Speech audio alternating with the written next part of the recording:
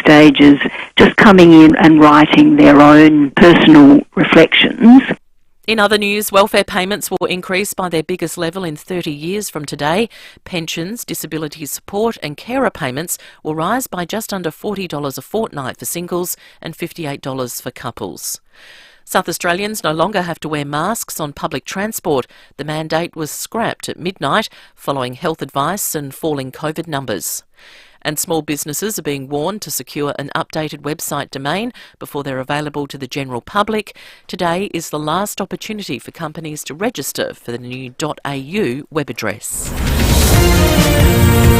Now to 5AA Sport. Order a Gliderol roller door and operator by September 30 for some free upgrades. Search Gliderol for details. Good morning, Tom Wren. A very good morning to you as well, Mel. Some exciting news for Sydney with Lance Franklin signing a one-year contract extension, meaning he'll play on for a 10th year with the Swans. The club sending a press release out last night saying, quote, one more. Franklin will turn 36 in January and needs 11 more goals to move into fourth spot in the all-time goal kickers record for the league. He'll hold a press conference in the next couple of hours. Franklin is preparing for this Saturday's grand final with much attention at Geelong on Max Holmes as he tries to overcome a hamstring injury. Meantime, Port Adelaide is now turning its attention elsewhere after missing out on Western Bulldogs midfielder Josh Dunkley, the 25-year-old choosing Brisbane as his club of choice to be traded to. Well, Australia's best male tennis players are turning their attention to the Davis Cup quarter-final opponent, the Netherlands. The November tie will be the first time Australia competes in the final since 2015. Team captain Leighton Hewitt says the Dutch will prove to be tricky opposition. We'll prepare as well as possible. These guys, it will be a massive goal for them to be playing well, come middle of November. But yeah, it's going to be a tough week for sure. And the World Surf Tour's 2023 schedule has been released. The championship will arrive in Australia in April for events at Bells Beach and Margaret River. And that's the 5AA Sport. Now the 5AA forecast. For Zip Track, folding arm awnings, automatic sun blinds and outdoor blinds. Choose Peter Jackson Blinds and Awnings. Showers developing 21 today, showers easing tomorrow 19, Thursday partly cloudy and 20. Right now it's 17. More news as it happens on 5AA. Nothing beats a road trip, so before you do the fun stuff, let RAA do the car stuff. Breakfast on 5AA, David Penberthy and Will Goodings.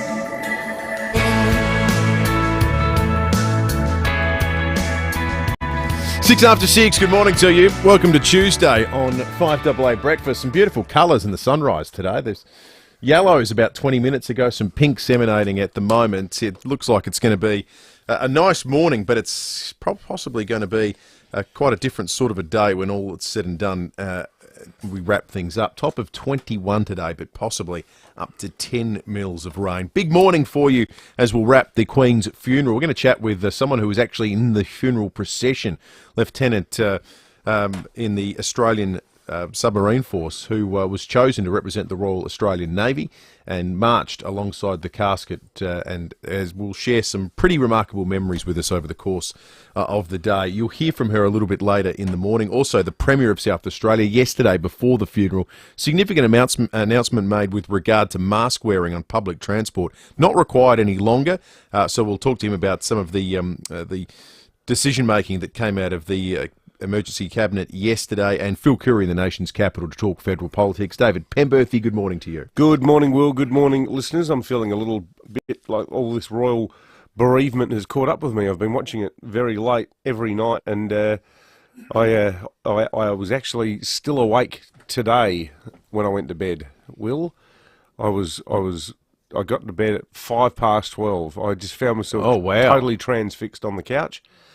I don't know why, because it's not the sort of thing that normally I don't bother paying any attention to at all, but it really has been an incredible 10 last days. night was amazing.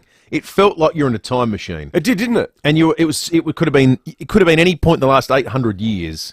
Yeah, and you got a glimpse of what it would have been like. It was like reading a Samuel Pepys book about London. It was incredible. It was everything about it. Like I was saying to the kids, because we all stayed up together, and my wife was groaning at me for, she's not much of a royalist, although she is obviously saddened by the Queen's passing. But one thing I really liked, I liked the way everything was handmade. Like the carriage. You look at the way the carriage is made. It's like, reminds me of Grandpa Penn's old sack truck. Like, everything about it is bespoke, elegant, well designed. But you're dead right. It is completely medieval. The entire thing. Just every element of it was mesmerising. So even the layout of Westminster Abbey, it being itself a cross sort of shape, and her being in the centre, because we don't do venues like that anymore. I mean, let's remember this was first started. They started building this, the original building that was there in the 900s, and then the actual current building was in the 1200s. So it's been a while, right? Yeah. And we don't do modern inside building design at the moment where you sort of sit at 4 different flanks around a centre point. So watching that on TV and the way they shot it was just mesmerising. And all the aerial shots as well. I mean, Geez, they did it well. The coverage is exceptional. But even things like the way the tiles are all put together in Westminster Abbey and all the choreography of the bands. The constant ringing of the bell. How good was the bell? Like it was just, I don't know what it was about it, but it was something else. And I actually don't think we'll ever see anything on this scale again, because if Charles is talking about a pared back monarchy, I mean, conceivably he might only reign for 15 years, maybe not even that long. And it wouldn't be this on this scale. Well, it would not be. It would be regarded as over the top if this same thing happened again. You know what the other thing happened for me last night watching it? The British national anthem, the English national anthem. Oh, yeah. Went up a number of rungs for me last night. Totally. Yeah. Wasn't it? It was the.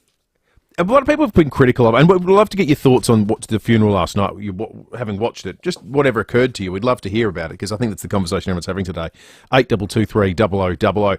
One of the criticisms I saw people making online was it didn't feel very personal or emotional, which I think probably actually reflects the Queen. She designed this to be how she wanted it, and she wasn't a noted emotional person. She was about duty and doing things properly, and that's very much what the feeling of the funeral was last night.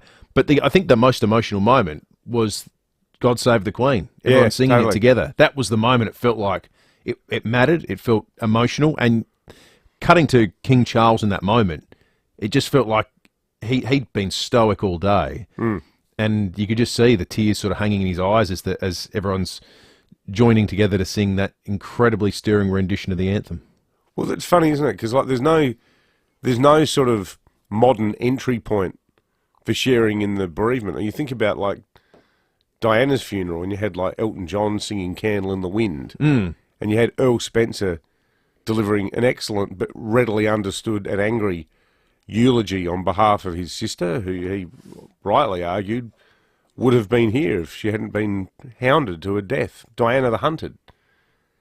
But this was, as you say, from another era, so there was nothing particularly relatable about it. Like none of us have ever been or will ever go to a funeral like this. No.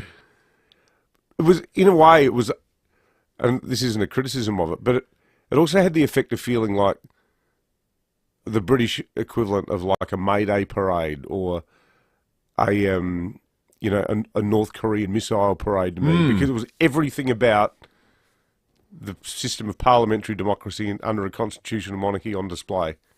It was like, we are Great Britain. This is what we do. Like, I wonder what people would have thought watching it in Pyongyang or in... Probably quite relatable. Yeah. You know, the pageantry of it. Yeah. But I just thought, like, you know, it's totally extraordinary event. Totally extraordinary. Once in a lifetime. 8223 0000. I'd love to get your impressions this morning. Just what stood out to you? What did you notice? How much of it did you watch? What time did you tap out? About 9:40, 9:30, something like that. She was on her way to Windsor at that point. We watched the marching and the procession for about half an hour. The coverage of it has just been extraordinary. Like it's almost been like watching sort of a car chase, because like, you know, so much of it's been aerial shots of a coffin moving around England. Yeah. Just extraordinary. 13 after 6 news headlines we've got for you right after this. G'day, it's Jared for Southern Mitsubishi. Thinking Mitsubishi or servicing your existing car? Southern Mitsubishi is your absolute go-to. Their state-of-the-art servicing technology and world-class quality control systems will ensure your vehicle gives you many years of hassle-free motoring pleasure. The same goes for buying a new Mitsubishi. They stock the full range, all designed to thrill. So get in touch with the amazing team at Southern Mitsubishi, 147 Main South Road, Morfett Vale, driven by Australian Motors, LVD 80. Gallop in for Beaumont's massive bathroom catalogue sale with never-to-be-repeated prices and heaps of freebies, like a free bath caddy with Decina baths or a free loo with our complete bathroom packages. With up to 25% off, don't miss Beaumont's massive bathroom catalogue sale.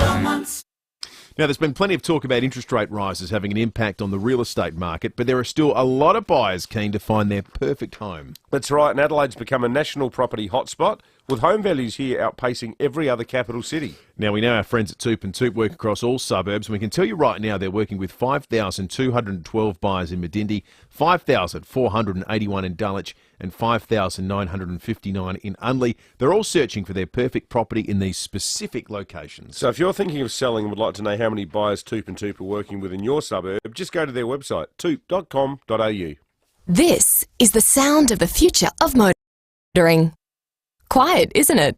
That's because the future is electric. For over 100 years, RAA has been there to keep you moving. And in the future, SA motorists can expect a comprehensive statewide charging network and a team of independent RAA-approved repairers that are EV-ready. RAA, leading the electric vehicle charge in SA now and into the future. Learn more at raa.com.au. RAA-approved repairers are independent service providers, not agents of RAA. 9 News has the experience to break the news. Made in Adelaide for Adelaide. 9 News. Nothing beats a road trip, so before you do the fun stuff, let RAA do the car stuff. Breakfast on 5AA. David Penberthy and Will Goodings. 15 minutes after 6 news headlines on this Tuesday, the 20th of September. One of Australia's representatives at the Queen's State Funeral says he will forever cherish the memories of the emotional and dignified service. Cross of Valour recipient, retired police officer Alan Sparks, was invited by Buckingham Palace. He says the Queen's coffin was not far from him as it was taken to and out of the Abbey. And also His Majesty King Charles, the Queen Consort, and members of the royal family who are walking right behind. I mean, that's when it really made it personal, that you were seeing members of the royal family who were there to say goodbye to their mother and their grandmother. Large numbers are expected at St Peter's Cathedral tonight for a state service for the Queen. It will also be live streamed on the state government's Facebook page and website. Simon Janunda says the pallbearers were players of the day. No pressure there.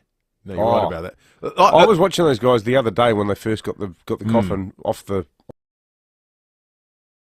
cart, thinking that is the toughest gig going around right now. Absolutely. A few texts on that front coming through. Guys, do you think after seeing the funeral, people's views on the Republic may change? As someone who isn't bothered either way, I now find myself wanting to stay in the Commonwealth. I reckon a lot of people feel like that. Yeah, I agree with that. I think the polling suggests that as well. Well, speaking personally, I'm a Republican. I feel less strident about it. I've never really been that strident about it, but, you know, and you're the same, mate. Absolutely, yeah. I don't regard it as a matter of urgency.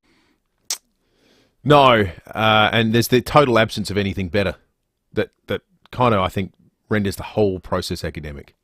Well, with great respect to our good friend Peter Fitzsimons, you know, do we want as a bunch of Sydney-based trendies to decide who our next head of state is? Well, and the other thing is, we have had a pretty stable old century worth of government here in Australia. You consider the broad sweep of political history, we've had a remarkably stable and consistent government. Now, you could say that that's because the monarch, the component of it is largely irrelevant. But you have to choose to believe that it has no part in the ongoing stability of the parliamentary system here in Australia. But even if you believe that, would you want to take the risk? Now, it's worked so well. I'm not sure, even if you don't have a great affection for it, whether there's any compelling reason to change it. That's divorcing it from the emotion of the situation. Well, the counter-argument to that is 1972. 75, I mean.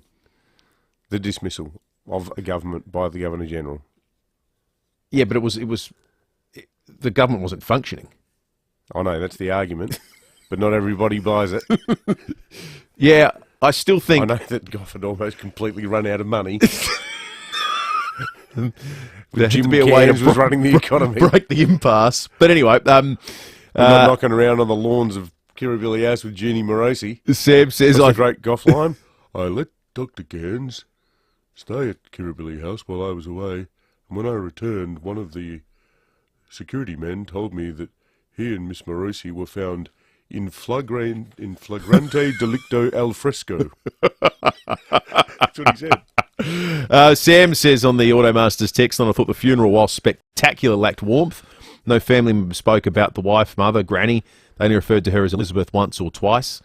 That's true. That's sort of what made it so unique. Yeah, that's right. No, because there was nothing about it that made her sound like a normal person, or even really a person at all. It wasn't like going to white lady funerals. No one did a PowerPoint of the Queen growing up as a kid. It was, they didn't play a favourite song at the end. Ian says only saw the very last of it, but who was the poor old bugger behind Harry? He had a blue sash on, so he must have been royalty. It's just disappeared from me as I was reading it. I must confess, I'm not full bottle on the, going deeper on the royal family. But he was out of step and staggering. It reminded myself as I tried to walk that far in one hit. Yeah, it would have been. Well, it's a long walk for people that probably would have seen their years of doing marathons behind them, I'd suggest. A few more texts coming through. We'll get to some of those when we conclude headlines. Police are hunting a man who stole more than $30,000 from charity workers at the Royal Adelaide Show. The man approached a staff member at the Country Women's Association cafe and demanded cash at around 8 p.m. on September 6. The money was placed in the suspect's dark blue backpack as he left the area on foot. He's described as being of Caucasian appearance, aged in his 40s, about 165 centimetres tall with grey-black facial hair. He also has a horizontal scar above his left eyebrow and tattoos on his left forearm. I think we can stop the fight and say that we have officially found the biggest scumbag in South Australia, don't you reckon? It's a compelling case that he's made. The CWA. You think about Ocean's 11, jewellery heists and people robbing big business, movies like Point Break. There's a sort of edginess where people go, big corporations, maybe sometimes it's like... They had it coming. Almost Robin Hood style. The Country Women's Association, for crying out loud. Andrew on the text line is all over this already. He texted in minutes ago before we even mentioned it, saying, how low could you go? I read yesterday that the CWA at the Royal Show was held up. The bloke demanded money, got away with a few $1,000s. The poor lady collapsed when she went to report it. I hope they get the person and lock him up for a very long time. Well, we can live in hope, Andrew. Thanks for your text. We're going to be speaking with Sharon Muller after 7 o'clock this morning about that ordeal, so make sure you stick around for that. That's coming up after 7 o'clock. Masks are no longer required on public transport in South Australia. The change came into effect at midnight and brings us into line with other jurisdictions. I texted my son yesterday, he was catching the tram home, and I said, hey mate, good news from tomorrow, you don't need to wear masks. And he goes, oh, are we meant to wear masks? Yeah, I know. Thank you. Strict adherence to that one in recent weeks. So from Friday, QR codes will be scrapped at disability aged care and healthcare facilities, and unvaccinated visitors will be allowed into aged care homes. The Premier will be on after 8 o'clock today. We'll talk more about this. I can't believe you're still QR coding if you go and visit a loved one in an aged care facility at the moment. When was it last time? Could you imagine being the person who's trying to track down positive COVID cases via a QR check-in? So you've... Plenty of gaps swiftly emerge in the chain of movement, don't they? We note you've got 400,000 close contacts. That's right. The Federal Treasurer says the end of the temporary discount on fuel should not lead to overnight price hikes. I'd love to know you can say that with any authority. More than 700 million litres of cheaper petrol will still be at service stations next week. When's the long weekend? Week after this one? Oh boy. Jim Chalmers is warning retailers they'll be closely monitored once the 23 cents per litre cut ends this month. That's the equivalent of parents saying to their kids, I'm watching you. Yeah. I'm watching you. Yeah. No real specific threat. Circle of trust. No real specific threat to back it up. I will take you down to Chinatown. Keeping an eye on that kind of behaviour. Yeah. Don't do it again. Yeah. Don't do it again, big oil companies, or I'll get really upset. 17.1 degrees outside at the moment. It's actually quite Beautiful. warm. I've got a T-shirt on in here. 21 today. Got the guns out. Chance of showers most likely during the afternoon, 6 to 10 mils. So we'll get a decent amount either way. You missed a treat. If you're not watching, particularly for the women folk of Adelaide, if you're not watching the live stream, sponsored by our good friends at RAA, you look like you've been working out, Will, this year. Here we go. Seriously. Where's this come from? I meant to say it the other day. I've had this filed away. You look ripped. And I don't care if that sounds faintly homoerotic. I'm comfortable with who I am. When you had the T-shirt on, I went, my God, look at Will. This is on fire.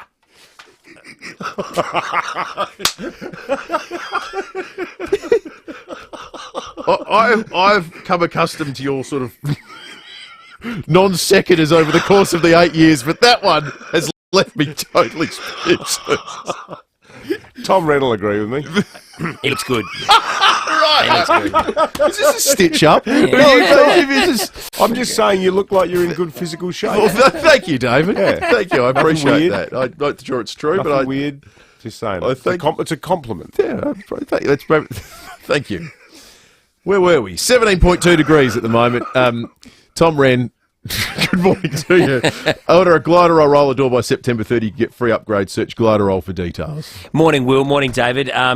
Look, it's been a big night, we know that, and you guys have covered it beautifully already this morning about what's been happening over in the UK and in London overnight more specifically. But at the same time, curiously, the Swans released their statement last night, one more. And what did they mean? Well, Lance Franklin's going around for one more year. So he's going to play for a 10th season at the Swans. Remember when he went there on that 9-year deal and everyone thought there is no way he's going to see out the tenure of this 9 years or be playing football at the end of it. Well, not only has he gotten through it, but he's going on for a 10th year. So you got to tip your hat to him and to the Swans. What did we think about the timing last night in the middle of the Queen's funeral, lancing the Buddy Franklin extension? It blew me away. I thought it was odd. It was a great statement, though. Just one more. Yeah, it was a perfectly written statement. It was, wasn't it? I mean, yeah, I like the theatre of it, and I like what they did, but I got to admit, I had to read it twice because there's one game left this year that we're involved in.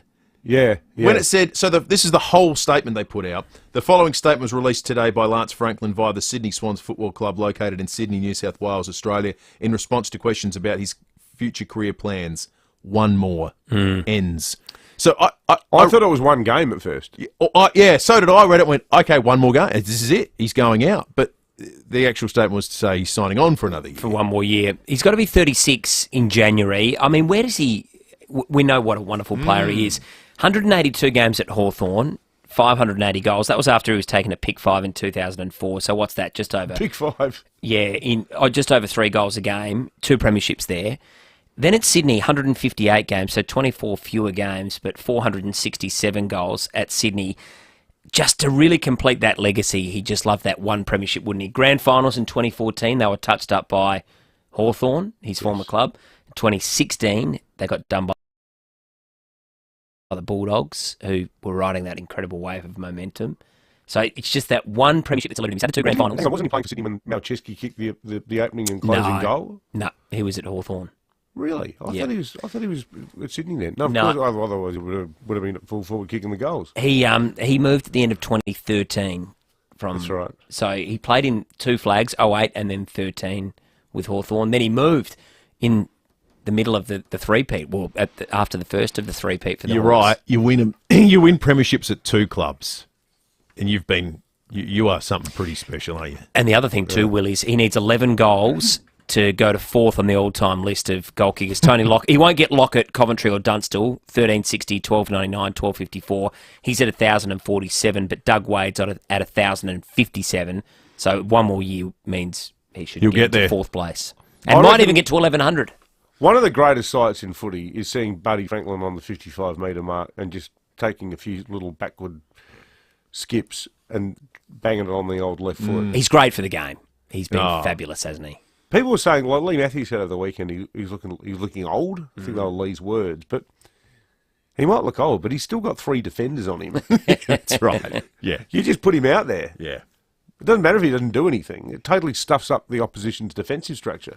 And good for marketability as well. Certainly yeah, is. Totally. He's an all-time great. There's no doubt about it. No one will be upset that he's going around again, I suspect. No, I don't think so. Good on you, Rennie. Thanks, boys. Thanks, Love Tom. the guns. Unbelievable. Unbelievable. Thank you, Rennie. Order a Gliderol roller door and operated by September 30 for some free upgrades. Search Gliderol for details. Do you want fresh filtered water flowing through your home? Choose a system by Complete Home Filtration. Joining me from Complete Home Filtration is Suzanne Dodds, who incidentally won the Telstra 2022 Business Awards. So what's the benefits of filtered water, Suzanne? Well, the benefits of filtering water for the whole home mean that you don't just enjoy filtered water for drinking, but for showering and bathing as well. So people see big differences in softer skin, softer hair, unlimited bottled water, quality water from every tap. That sounds great. So where can we purchase one? You can just jump online and go to completehomefiltration.com.au. That's completehomefiltration.com.au. Taste, feel, see the difference. G'day, it's Merv Hughes here. After years of snoring like a train, the missus sent me for a CPAP Direct sleep test. I'm sleeping quiet and waking up refreshed. If snoring is an issue in your relationship, call CPAP Direct to find out about a CPAP sleep test. It's the first step in rediscovering your mojo, and the other half will love you for it. Find your local store at cpap.com.au.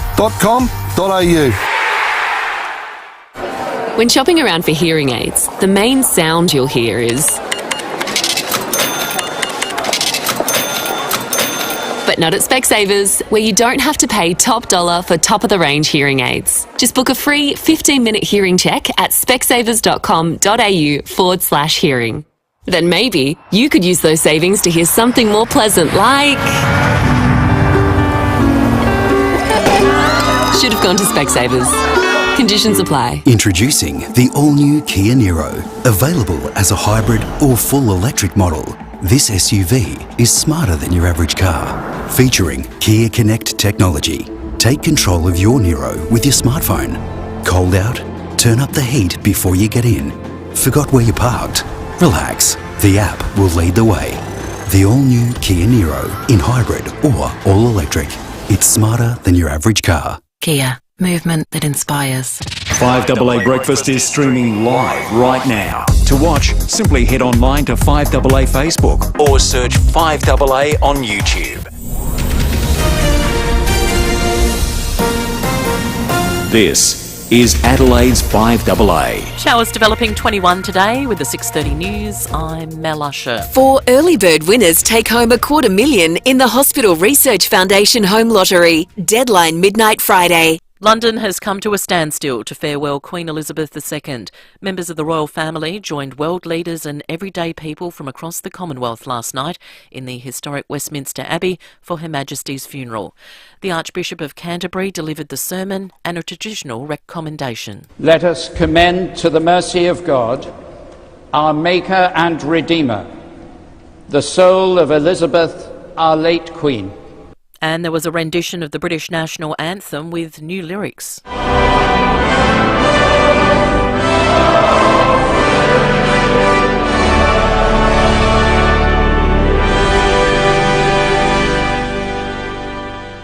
A procession through the streets of London followed, the coffin making its way along the Mall and past Buckingham Palace before being transferred to the Royal Hearse at Wellington Arch. 2 of the Queen's beloved corgis awaited her coffin at Windsor. A committal service was then held and the Queen's coffin lowered into the Royal Vault. Lord Chamberlain broke his wand of office over the casket in his last act of service. In Edinburgh, mourners viewed the Queen's funeral from a distance. Edward Godfrey reports. People from all over Edinburgh and the world converged on Queen's Park to watch the funeral on a large screen. The space is immediately next to the Palace of Holyrood House, where the Queen's coffin was taken after she passed away in Balmoral, Scotland. The crowd swelling to around 3,000 by the time the funeral got underway, many watching from Arthur's Seat, an ancient volcano overlooking the land. Scotland is a special place for the royal family. It's where the Queen would come for summer holidays. It's where she would relax and enjoy downtime with family and friends. Relatives saying it's where she appeared her happiest. Many UK Prime Ministers also attending over the years. Locals say this past week and a half has only strengthened their connection to Queen Elizabeth II. They hope Charles is as strong a leader as his late mother. In other news, masks are no longer required on public transport in SA. The change came into effect at midnight. Pensions and the job seeker rate will increase from today as part of biennial boost to keep it up with the cost of living. Michael Packey has more. About 5 million Australians will receive a rise in their pension and carer payments along with other benefits. Pensions will increase just under $40 a fortnight for singles and $58 for couples. The job seeker rate will rise by $25 every 2 weeks. This is the largest indexation increase to welfare payments in 30 years. Some advocates say while the boost is helpful, it still doesn't go far enough to tackle cost of living pressures. A 7.6 magnitude earthquake has rocked western Mexico, killing at least one person when a wall collapsed. Residents in Mexico City scrambled onto the streets for safety. Now turning to 5AA Sport. Order a Gliderol roller door by September 30 and you could get free upgrades. Search Gliderol for details. Here's Tom Wren. Thank you, Mel. The party for Nord's players and coaches will continue this morning with the annual chimney unveiling. The ceremony has moved from the brewery on Port Road and will now take place at the Brickworks at the South Road site. It's the 9th time in the chimney's 69-year-old tradition that the Redlegs will have their colours on top. The ceremony begins at 11 a.m. Well, the Sydney Swans have made the announcement their fans had been hoping for, with Lance Franklin to go around for another season. The club has released a 2-word statement on his behalf and it reads, "One more."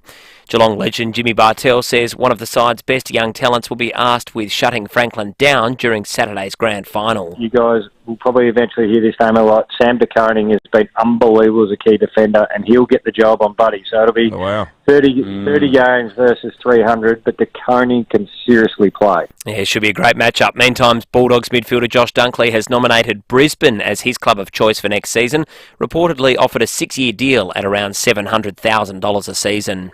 Well, the home runs continue for Aaron Judge in Major League Baseball. The Yankees star hit his 58th and 59th homers of the season yesterday. Judge not only has home run records in his sights, but also he's on track for the Triple Crown.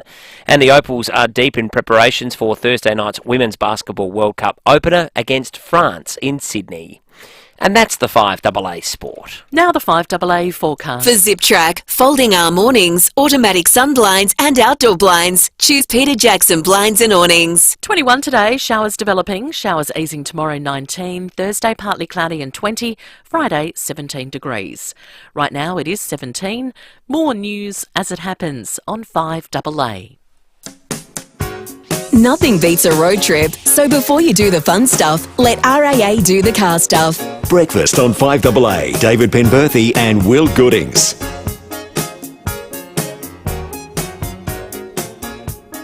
24 minutes to 7. Police and weather up very shortly. A little bit later in the morning, I'm going to speak with Lieutenant Commander Cara Wansbury, who, in her usual haunt, is on a submarine somewhere patrolling Australia's coastline, but was marching in the procession with the Queen's casket last night. We're going to chat with her over the course of the morning about what that experience was like, the training that went into it, the crowds, the sense of occasion and what the moment felt like from being within it. Because we're getting a lot of texts from people who observed it from the outside with views on it as well on the Automasters text line. I like this one from Jimbo. It says, "Hi guys, with the Queen's passing, I'd be having one eye on England in this year's Soccer World Cup to win." Oh, imagine the emotion. I'd be terrified to be in England, I've got to say. Well, they did really well in France 5 years ago. They came third, didn't they? They lost in the quarterfinals to Croatia. That's right. Who went on to play France? That's right.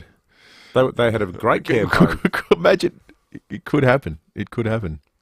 Then again, they might get beaten by Wales. Be very English, wouldn't it? They got beaten by Iceland a few years ago. Geez, that was funny. See, we'll all go back as Australians to like barracking against them as a matter of principle. Oh yeah, this was 11 days worth of suspension of We've hostilities. We've got it all out of our system now. That's right. That's right. We're good now. Another 70 years worth of derision after this. That's right.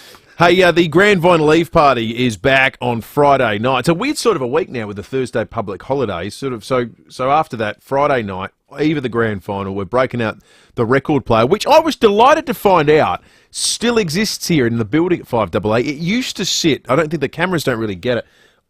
When I first worked in this building, there was the vinyl record player would sit to the left. How awesome. And it was down with the VCR and a whole heap of other relics VCR. of old technology that used to be right there. You could pop in a tape and put it through and all sorts. But it used to sit there. They've found it. It still exists. So can here. we actually plug it in? Oh, you better believe it, my friend. How awesome. We can plug in some actual vinyl for the Grand Vinyl Eve party. Oh, we'll get 7 that till excellent 10 p.m. Needle on the vinyl sound. All thanks to Clarity Records, your fully independent record store, serving the local music community for over 12 years. Clarity Records, 60 Pulteney Street. Love Clarity. I reckon you should do a couple of teasers of what's on the playlist. Okay, just bear with me. For listeners. Just for the sake of preparation, I've been using my Spotify account to... In the meantime, Helen on the Automasters text line says, absolutely magnificent, the funeral. I'm agnostic, so I had to skip sermon. Religion has ruined our world, unfortunately. There was a lot of people that sort of found the religious element of it bracing last night. But we have to remember in this country, she's the head of the church as well. That's right. Okay, here we go. What do you got? Oh! That sounds like a football game's about to start to me. It's the old ESPN music. And I reckon it was the 7 Sport intro for a while. Such a superb piece of music. I think it was 7 Sport. Someone will correct us on the Automasters text line otherwise. Can we give something away to the first person who texts through and says what song it is? Yeah, we'll give him a 5AA breakfast keep mug. And how far has technology come? We used to play a vinyl record player. Now you're just holding up your phone to the microphone. If you want to see 70s prog rock in all its glory, do a Google search on this song on YouTube and watch the 3 chaps in the band call us going totally berserk in an empty stadium playing this song. Get yourself a mug if you think you know what it is. There's people calling in. 8223000. Richard in Prospect, good morning. Good morning, lads. How are you, mate? What's the song? Well, good, thank you. Yeah, Fanfare for the Common Man by Emerson, Lake and Palmer. Absolutely, it is Richard. Well done. Richard. What's Richard one? Yeah, one of my favourites. It's a great piece of music, isn't it? It is. 5AA breakfast keep cup coming your way, Richard. Excellent. For our impromptu Guess This Song competition that took place. You won't have to guess them on Friday night. They will be announced. They will be played, and it's going to be a lot of fun. We've got some special guests coming up as well. Current, former AFL footballers talking about their hype songs and what gets them ready to go. That's Grand Vinyl Eve on Friday night. It's coming up to 19 minutes to 7. 8223000 is our number. Happy just to take calls this morning if you'd like with your reactions to the funeral last night. It's rare we get an event where... What was it? 4.1 billion was the expectation on the audience. So you're talking more than half the world's population was probably watching the same thing last night. So, well, we had a conversation about this at home. I was saying to my daughter, I reckon more people will have watched this than watched Diana's funeral, for the simple reason that the world's population has probably increased so much, and ability to watch things has been made. You know how much the world's population has increased by since 1997? How much? 1.9 billion. Wow. I thought it would have been like 500 million. So we've added 1.5 Chinas, basically. Yeah. In 25 years. So you'd think numerically that means it's more likely that the numbers will be bigger for this. Absolutely. Because there's almost 2 billion more people in the world. That's a lot of new people in a generation. It's frightening. Crazy. Let us know your thoughts. 8223000. 18 to 7. Police and weather are coming up in just a moment. We'll check traffic first. Thanks, Will, and good morning. At Modbury North, due to a gas leak, we've got a few roads closed, including Montague Road, McIntyre Road and North East Road. That's affecting all directions. Golden Grove, tree down there, Seaview Road near Mudge Road, blocking one lane as you're heading outbound, and Clarence Gardens, urgent sewer works, South Road near Thomas Street. Busy at the moment, South Road as you're driving through Karata Park, with cameras Allawuna Avenue, Mitchell Park, and East Terrace at Henley Beach. Order or seek coffee on the OTR app and enjoy a freshly ground barista-made coffee. It's as easy as click and collect. Making life easy. Adelaide's most accurate traffic on 5AA. I'm Kathy Nagel, Chief Executive of Western Hospital Henley Beach. Western Hospital offers a wide range of clinical services, such as orthopaedic surgery, including minimally invasive hip replacement surgery, vascular surgery and cardiac procedures. These clinical services are supported by an intensive care unit with specialist physicians and experienced nurses. Western provides ease of access with a multidisciplinary approach to your care. For more information, visit westernhospital.com.au or phone 8159 1200. The Isuzu D-Max is born to tow. With 3.5-tonne towing capacity, trailer sway control and a reversing camera as standard across the range. Hurry to your local Isuzu Ute dealer today. In today's advertiser, don't miss the Queen Remembered, a continuing and exclusive 10-part commemorative series celebrating the life of our late Queen. It really was the longest love story. In today's paper, take a look back at the remarkable love story of Queen Elizabeth II and Prince Philip. Discover how they first met, the story of their wedding day, plus their secrets to long-lasting love. And this is fun. See the unique gifts they received from around the world, including a peculiar one from the Queensland government. I wonder what that was. Mind boggles. It's the Queensland government. I mean, which Queensland government? Maybe it was Sir J. Maybe it was a bag full of cash. This is a very special series, so don't miss part 8 of the Queen Remembered, only in today's advertiser. Michelangelo's Sistine Chapel. The exhibition is here. Over 30 of Michelangelo's Sistine Chapel frescoes are reproduced in life-size form, so you can experience his art like never before. See every detail up close and at your own pace. Don't miss the chance to travel in time and be immersed in Michelangelo's Sistine Chapel, the exhibition. On now until October 9 in Rundle Place. Tickets at the FIVEAA website, feverup.com/Adelaide, or download the FIVEAA app today.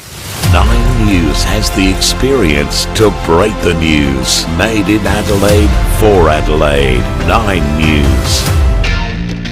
Nothing beats a road trip, so before you do the fun stuff, let RAA do the car stuff. Breakfast on 5AA. David Penberthy and Will Goodings.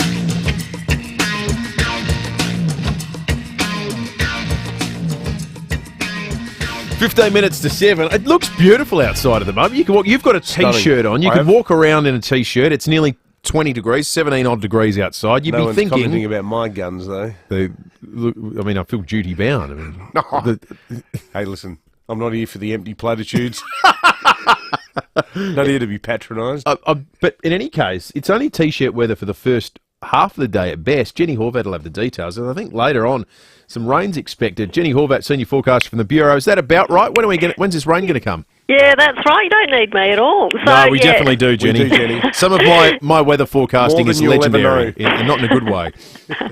Yeah, so the cloud's just going to thicken up as the morning continues, and we could start to see a few spots this morning, but it is more likely as we head into the afternoon and evening that showers will consolidate and probably get a bit of rain at times coming through. And it is pretty warm out there at the moment, looking at around 17 degrees at our West Terrace Nidapura observation site. We did have our minimum temperature, actually happened last night at 9:45, and that was 13.3, and we are aiming for a top temperature before that the showers set in of around 21 degrees, so we're well on our way. For the city here, around 21 down at the Bay as well. Elizabeth looking at around 20 degrees, likewise for Noarlunga, and Mount Barker 19 degrees.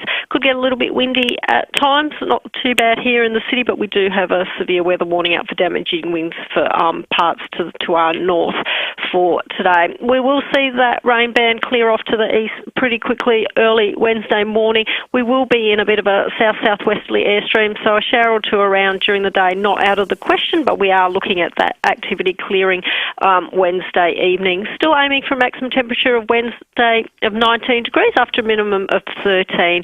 On Thursday, we are back to dry conditions. We are looking at a top temperature of around 20 degrees. On Friday, though, we've got another front pushing up from the southwest, so a shower or two coming through during the day, 17 degrees. Looks like we should be back for dry conditions for Saturday there, 17 degrees, but showers returning on Sunday, 19, and showers persisting next Monday, 16 degrees. So it's a bit up and down this week, so a couple of systems moving through, but we do expect that at this time of year being spring, quite dynamic. Absolutely. Good stuff, Jenny. Senior forecaster Jenny Horvat from the Bureau. Let's head to Sapole. Senior Constable Jen Cullinan's on the line. Jen, you've got a bit of a traffic situation for people to be wary of. Yes, we have. Unfortunately, in Modbury, it's going to cause a bit of a traffic nightmare for those people this morning trying to come into work. There's been a significant gas leak, and the following road closures are now in place as a result of that. So Montague Road is closed from McIntyre Road to North East Road. Reservoir Road is closed from Montague Road to North East Road, and Ladywood Road is closed from Montague Road to Salandra Way. We expect those traffic impacts to be through peak hour, and crews are on the way to try and contain the leak. Jen, there's been a truck fire at Paralowie. There has, and that was about 3:20 this morning. Police and fire crews were called to Martins Road, and when police arrived, the skip bin truck was fully engulfed in flames. However, it didn't take long for fire crews to extinguish the blaze. We suspect the fire was deliberately lit, and are investigating whether the truck had actually been stolen overnight before being set alight. We ask if anyone with information to call Crime Stoppers on 1800 333 000. And also, Jen, there's some road closures in place for the Queen's Memorial tonight. There is, and they will be posted onto our Facebook page very shortly so people can avoid the area for them. That's a good Hey, Jen, advice. can I put you on the spot? We've spoken to you about your Yorkshire heritage, and obviously you've been in South Australia for a long time, but how have you felt over the last 10 days watching this period of mourning for the Queen? Oh, look, I think last night's send-off was certainly fitting for a Queen. It was very, very moving. I've had the privilege of taking my oath in 2 different police services to the Queen and serving for the last 32 years. So it's been very touching to see the outpouring of grief from not just the British people but from the Commonwealth as well. Yeah, absolutely. Well said. Thank you for that, Jen. Thanks, guys. Senior Constable Jen Cullinan from Sapole. It's 11 to 7. Something we really wanted to do today was check in with our UK correspondent, Vincent McAviney, and we appreciate him staying up for us because we know it's getting really late in London at the moment. Vincent, thanks for your time. We've really appreciated you reporting over this period. Where were you for the funeral? In fact, just take us through your last 24 hours. What's it been like? Pretty remarkable. I spent Sunday down at the very end of the queue doing live for ITV News here, talking to people as they were going in.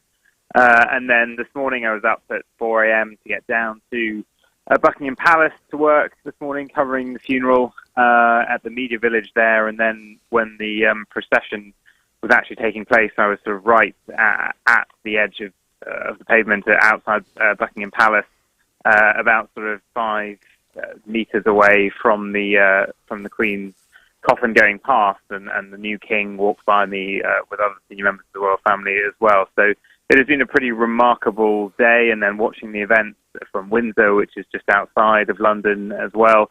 The city has felt slightly strange today, it has to be said, here in London. There's been crowds, but they did have quite a lot of crowd control going on to stop it being swarmed. Sections of the city were locked down because of all the world leaders that were here as well. So it did actually feel in parts of the city, say, here in London, a bit like lockdown once again. It seemed quiet. Most businesses and shops and restaurants and everything were closed. It's bank holiday.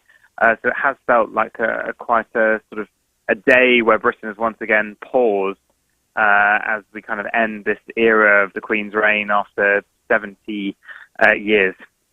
Has there been any debate about the scale of the event, Vincent? Or rather, has it been a unifying moment for Britain? Do you think people have felt that this is the right thing to do, to have such an extravagant and drawn-out process to pay tribute to somebody who served the country so well for so long? I've got to say, I mean, yes, there are some people on the Republican side that, have want to now start the debate about what we do next and Britain staying as a monarchy or whether we go republic.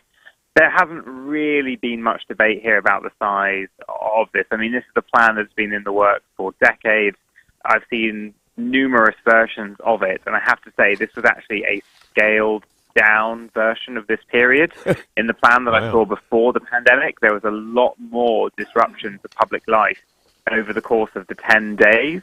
I think there had been actually real recognition, not just amongst government, but amongst the palace, that they needed to put it to the discretion of various bodies, so sporting bodies, businesses, broadcasters, how they actually went about and conducted themselves. So I think there was a bit of public pressure today on organisations to give people this bank holiday so that they could properly sort of, pay tribute and watch the proceedings and go to events right across the country.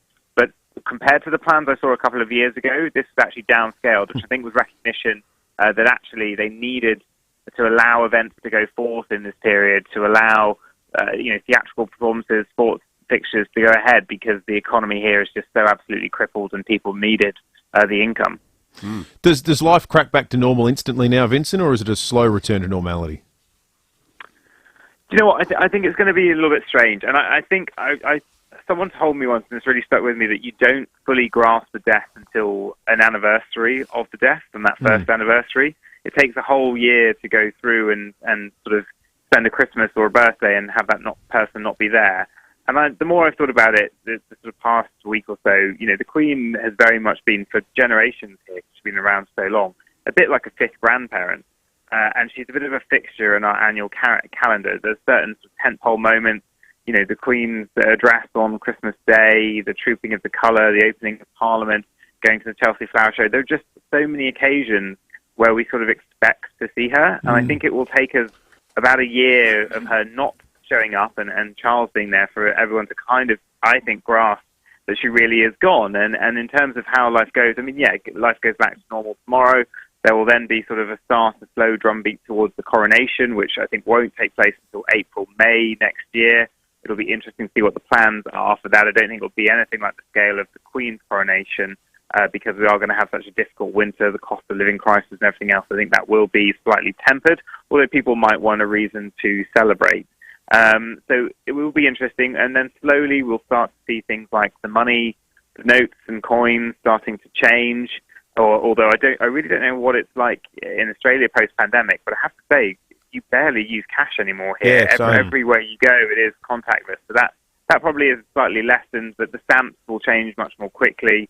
And then on things like our post boxes here, we'll start to maybe see a sort of C3R for Charles for any new ones, because they're all inscribed with the monarch who was on the throne when they were installed, and certain public buildings as well that open get inscripted with that as well. So I think it's going to be a sort of slow change. But what I would say is I think that Charles is going to very much follow his mother's maxim of be seen to be believed. And I think there was already a backlog of royal trips from the pandemic. And I think Charles and Camilla, whilst they still, it's sort of early 70s, whilst they've still got the energy, I think the next few years are going to be really spent going right the way around the world. I wouldn't be surprised if they show up in your neck of the woods, because they just want to sort of get back out there.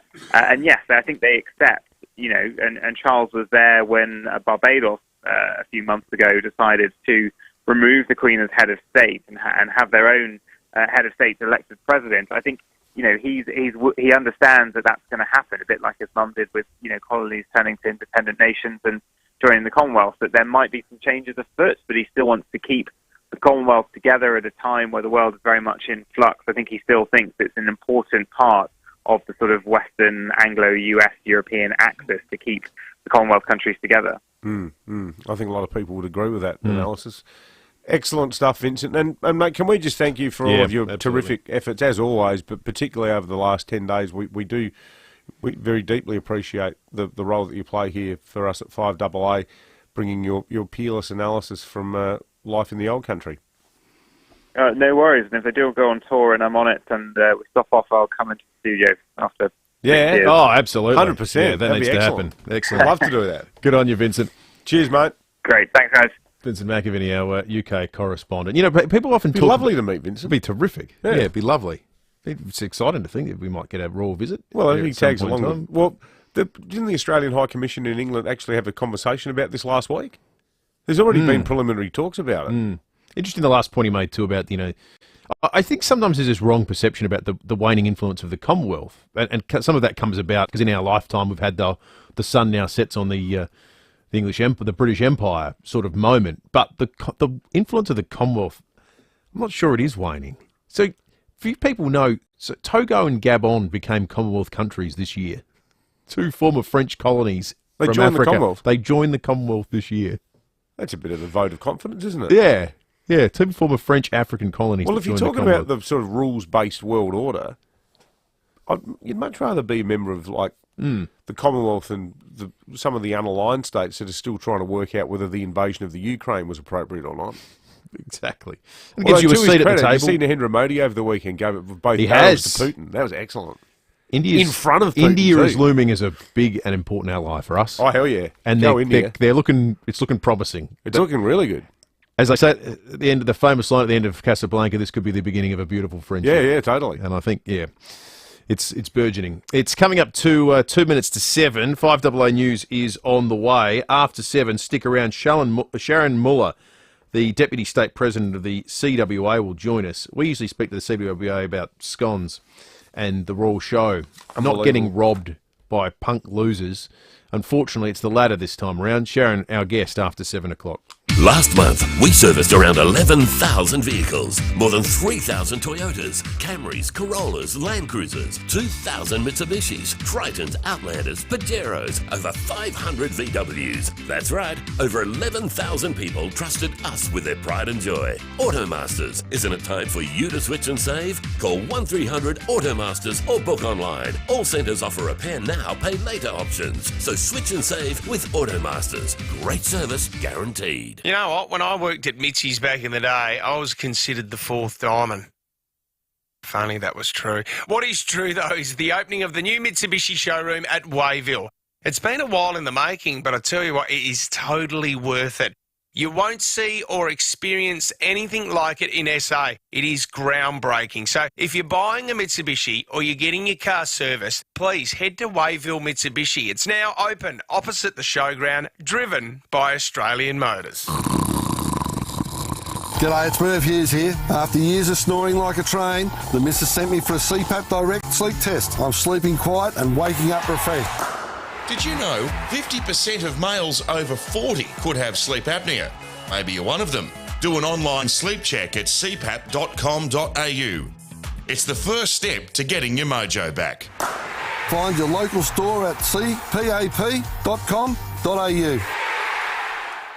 Last month, around 11,000 people trusted us with their pride and joy. Automasters, logbook servicing, repairs, brakes, aircon and more. Isn't it time for you to switch and save? Call 1300 Automasters.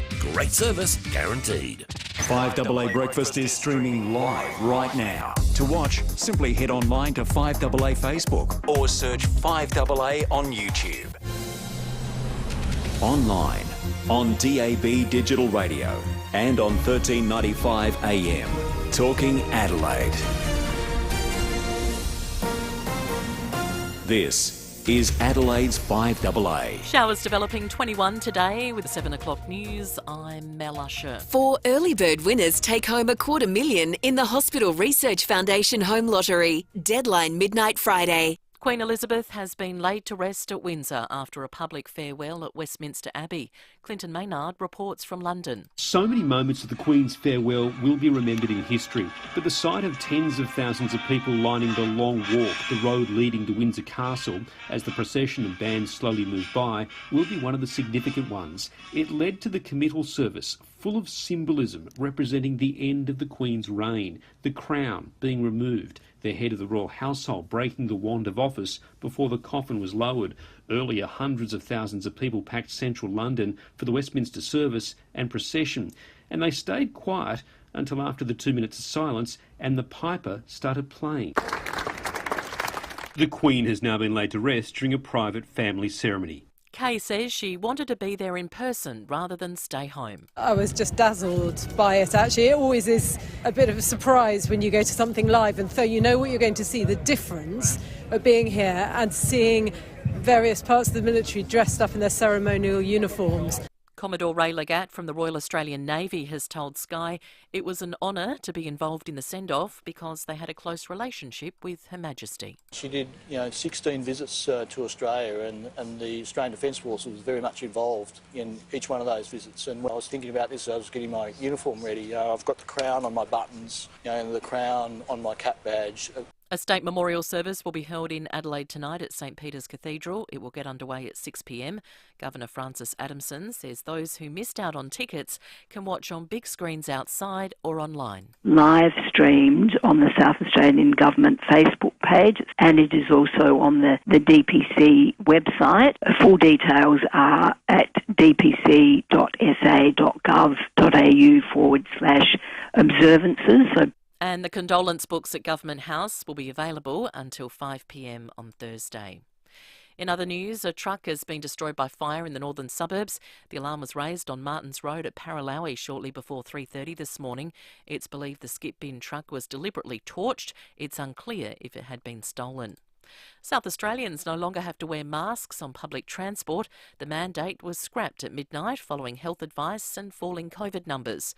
Bernadette Mulholland from the Salaried Medical Officers Association says the move makes sense. It's understandable why the Premier has made this decision. We don't wear masks on planes as a mandatory requirement anymore. It was confusing people particularly on buses and public transport as to why they had to continue to wear masks. And QR check-ins and COVID vaccinations will no longer be required to enter health and aged care centres from Friday.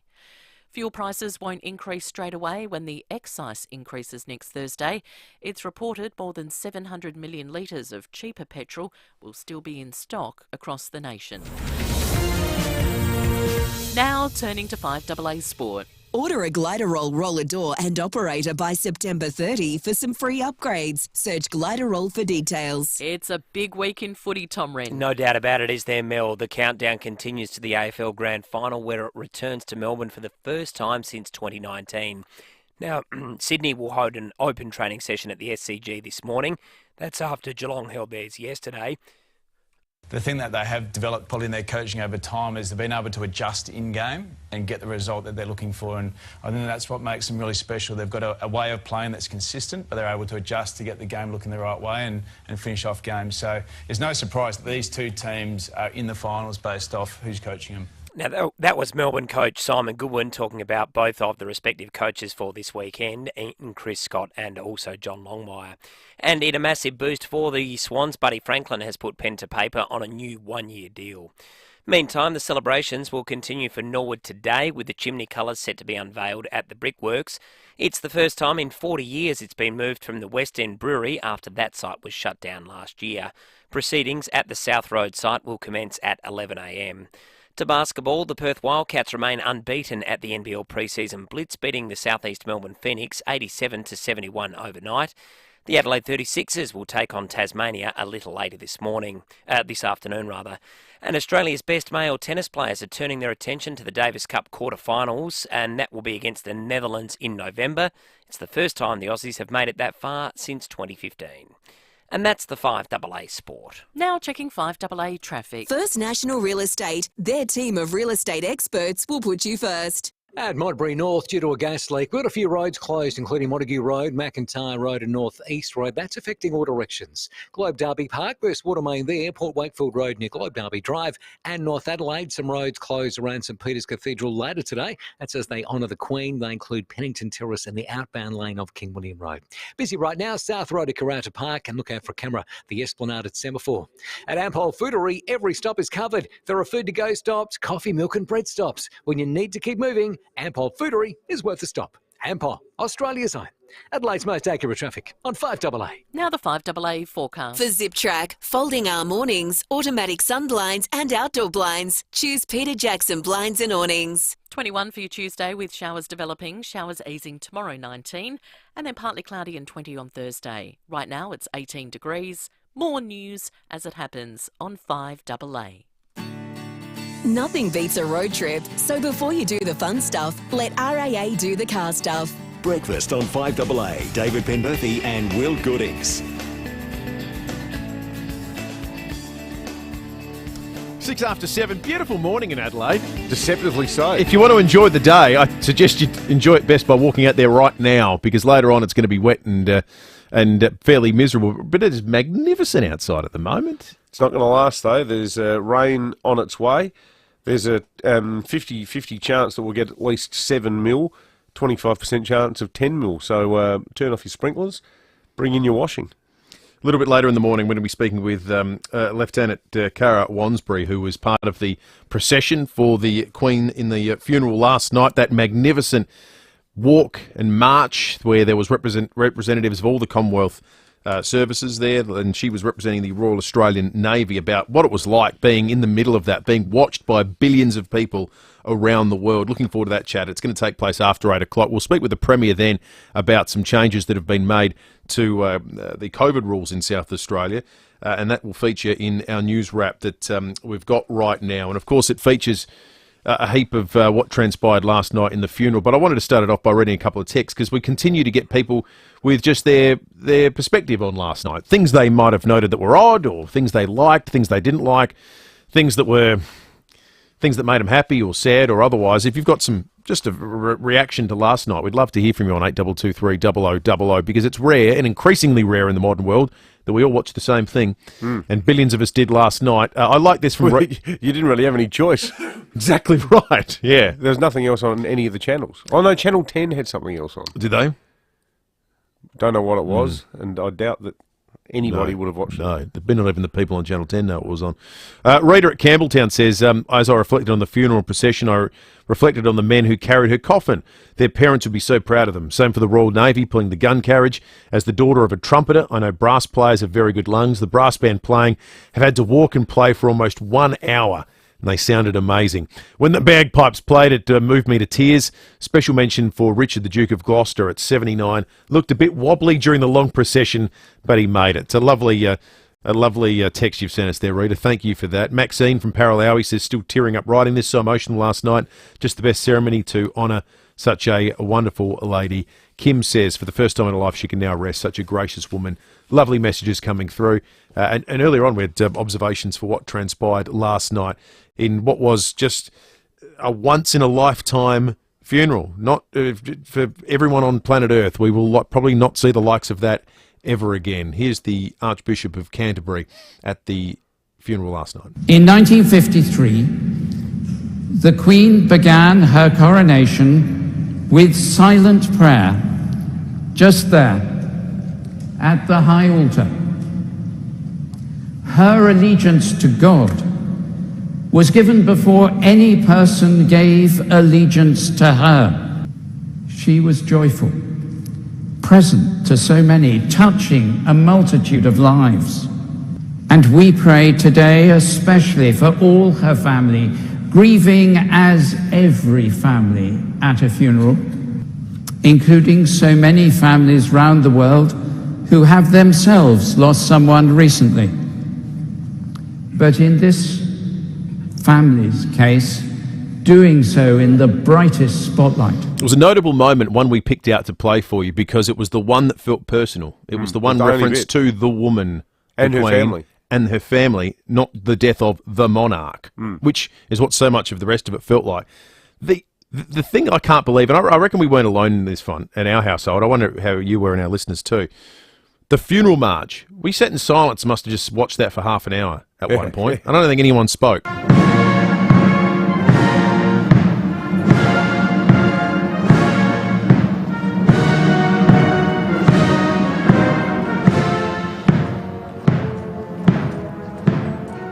It was just the precision of it, the coordination of it. And look... And that bell sound too. The whole thing was so mesmerising, wasn't it? It genuinely was.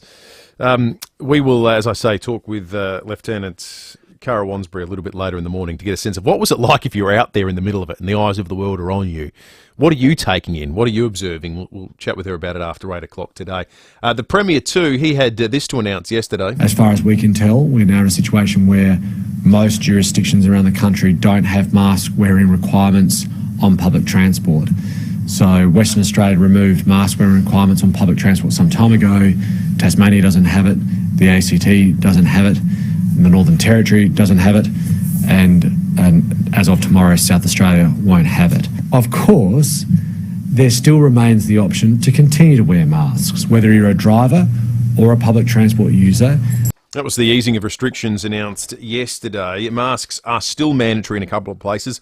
Healthcare services, pharmacies. Oh, I get caught out in a pharmacy all the time. Oh, it's happened to me a number of times.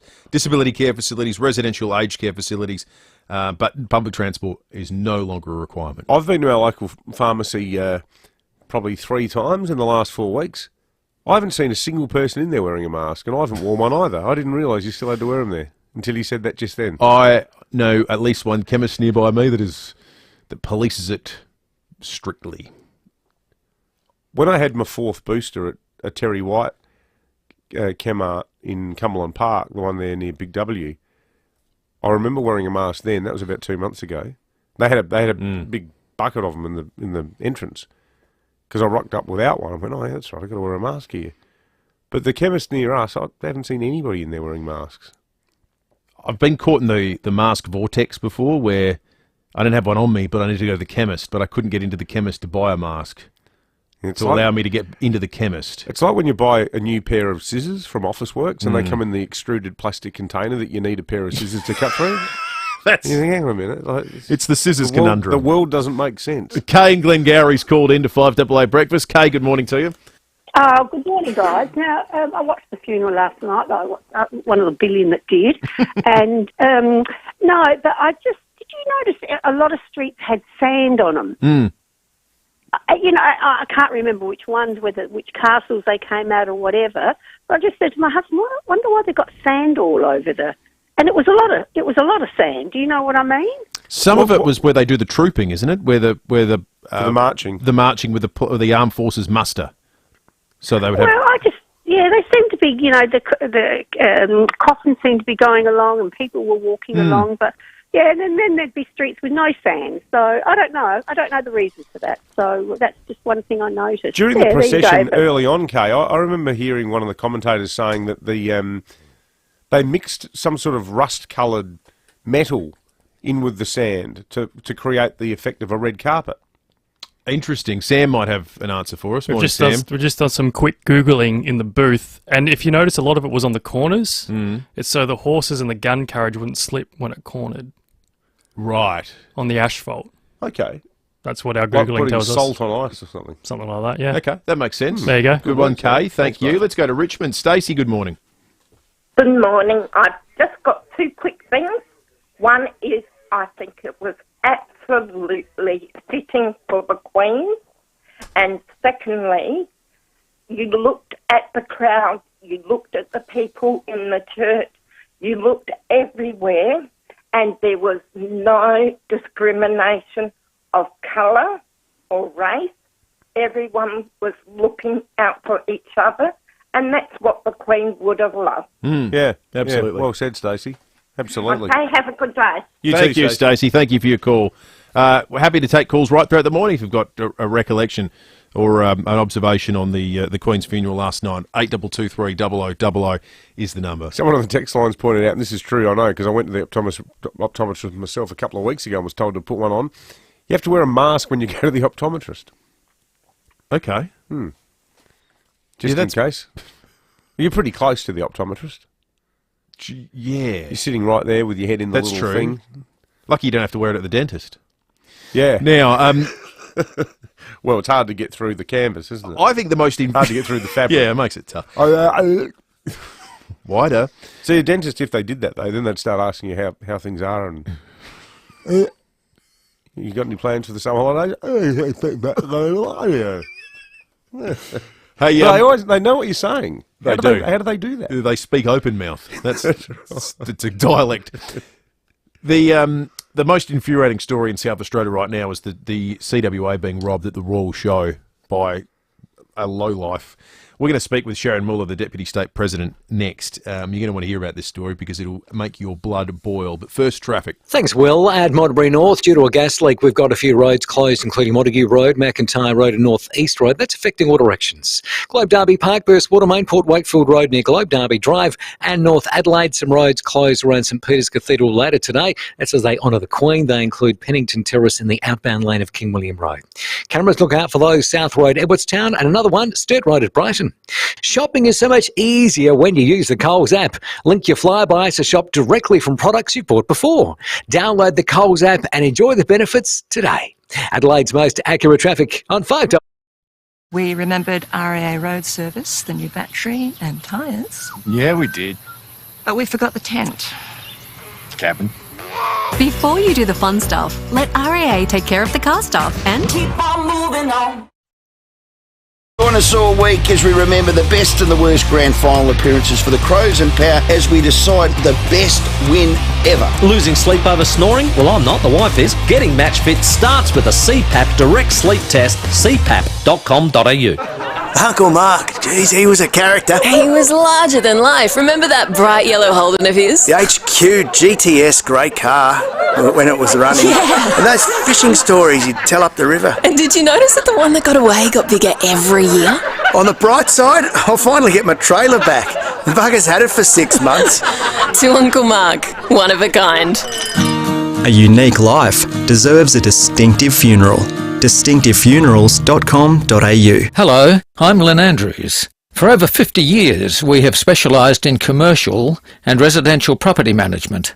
But above all, we specialise in people, helping to make life easy for property investors and the tenants of their properties. Everyone is treated with integrity and respect.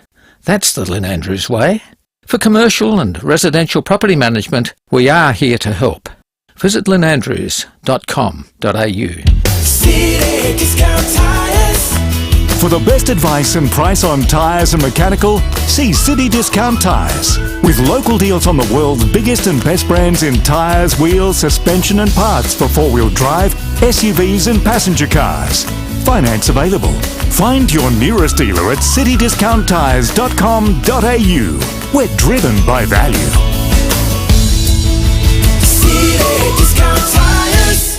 Hi, it's Jane Riley. You won't want to miss the Luxaflex event at Rundle Blinds and Curtains, Adelaide's premier window furnishings company. Right now, get 20% off a range of beautiful Luxaflex blinds, shutters and awnings. Rundle Blinds is the Luxaflex most awarded store nationally, winner of the prestigious Gallery of the Year no less than 5 times. It's for a strictly limited time at Rundle Blinds and Curtains, Kings Park, your local award-winning Luxaflex gallery dealer. rundleblinds.com.au. Introducing Nissan Future Value Business Plus, a new fleet finance solution for small to medium businesses offering competitive weekly repayments including the cost of scheduled servicing for the loan term. Available now on the Nissan Navara SL 4x4 dual cab auto with more models to come. Plan confidently for the road ahead with Nissan Future Value Business Plus. Visit nissan.com.au/business plus or contact your local Nissan dealer. Approved ABN registered small to medium fleet applicants of Nissan Financial Services. T's and C's and exclusions apply. 9 News has the experience to break the news. Made in Adelaide for Adelaide. 9 News. Nothing beats a road trip, so before you do the fun stuff, let RAA do the car stuff. Breakfast on 5AA. David Penberthy and Will Goodings. 20 after 7, we've been celebrating the return of the Royal Show. We were celebrating the Country Women's Association's return to the show too. I think before it started, we talked about our delight in their stall returning, and it was such a wonderful and heartwarming story about life returning to normal. Unfortunately, sometimes there's a nasty bit of life that returns as well, albeit this feels like a particularly unique brand of, I almost said a word, of... We're on the air, Will. Cruelty, be careful what you say. Cruelty. You have those moments where... I won't repeat the word I read when I read the story when it broke yesterday on the Advertiser's website. I just read it and went, did this even really happen? Well, surely there's no one who's morally bankrupt that they'd do something like this. Just before 8 p.m. on the 6th of September, a man robbed our next guest, Sharon Muller from the South Australian Country Women's Association, stealing tens of thousands of dollars. Sharon, good morning to you and thank you for your time. Good morning, and I can probably say that I said some sterner words than what you have just said. Yeah, I bet. You're entitled to it, Sharon. Yeah, it wasn't a pleasant experience at all, and but thank you for giving me the time this morning. Oh, not at all. We thank you for coming on, Sharon. So, of all the places to rob, the Country Women's Association. I mean, words fail me. How are you going? Most importantly, are you all right? Given that you went through this. I'm getting there. I've just actually come back. I've taken a week off. and I was able to kind of continue on down here for almost a week after it happened, just doing some small things in the background. But yeah, I'm getting there. I'm getting there. Thank you very much. Well, that's good. I feel like I'm living in a dream. It doesn't feel like it's real. So, are you comfortable taking us through what happened on the day that you got robbed? Yes, certainly.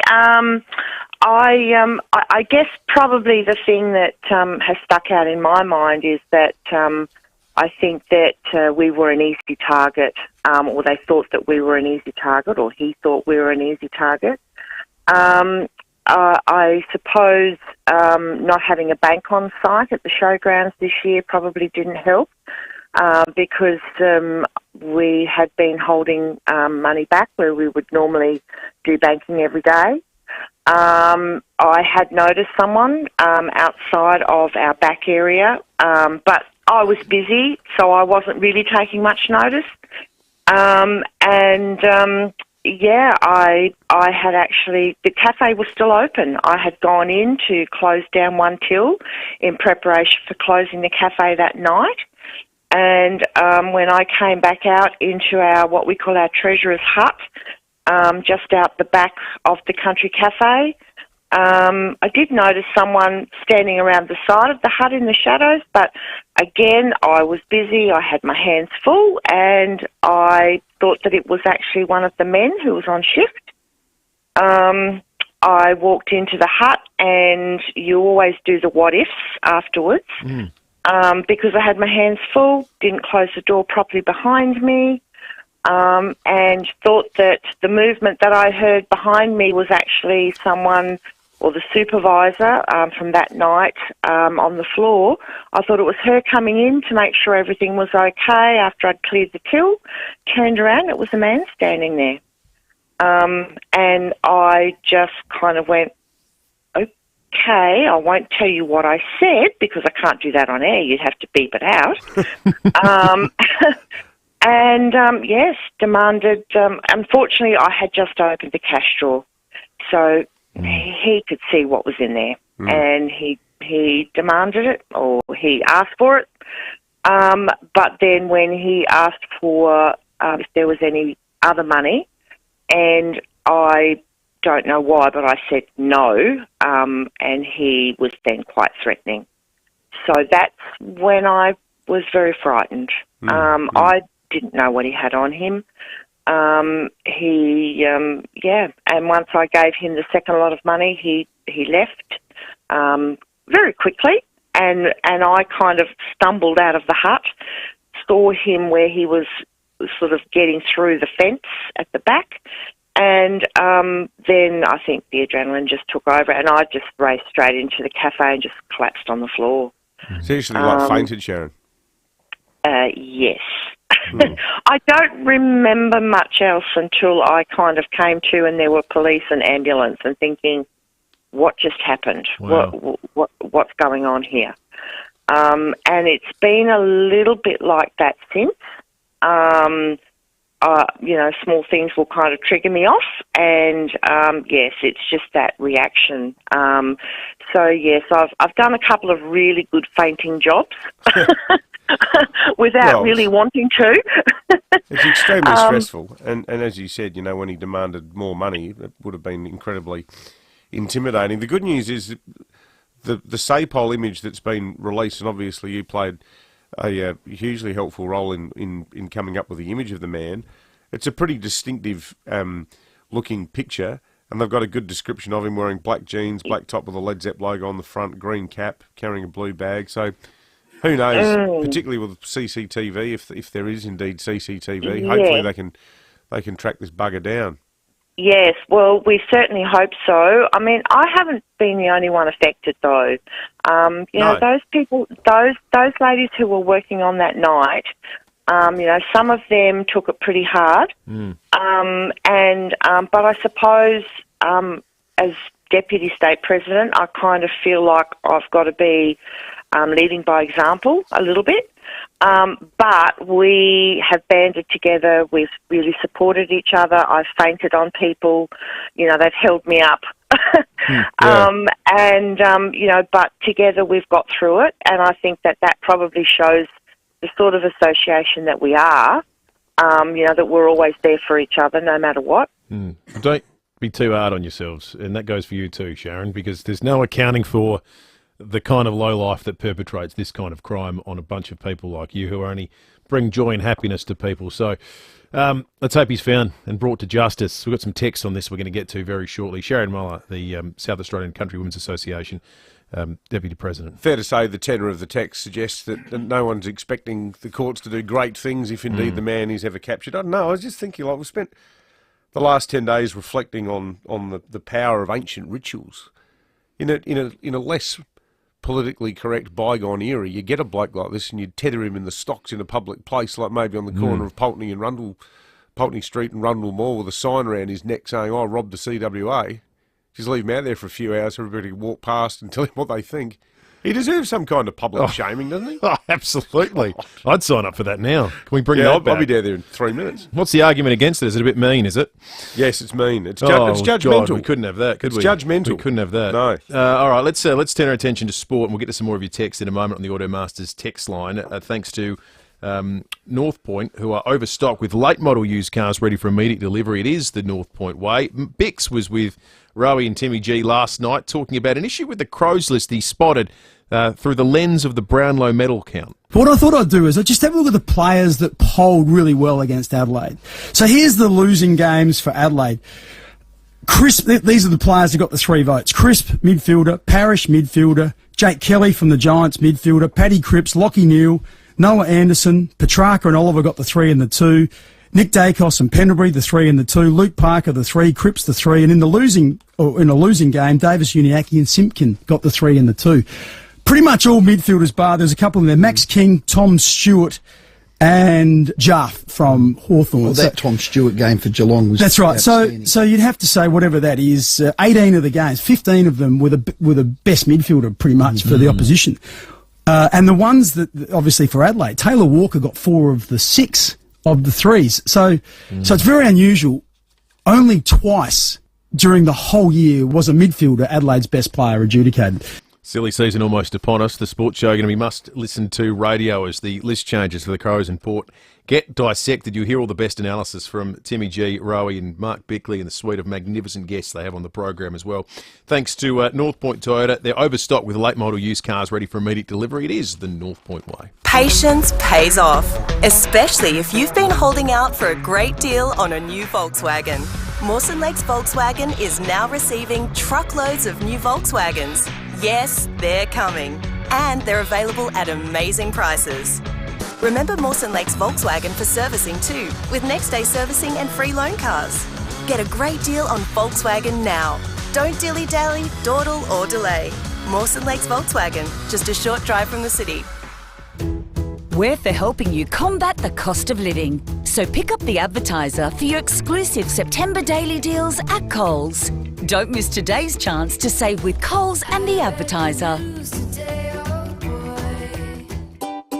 Who can fix the shower? Service today. Who can fix the power? Service today. Yes, we can, is what we say.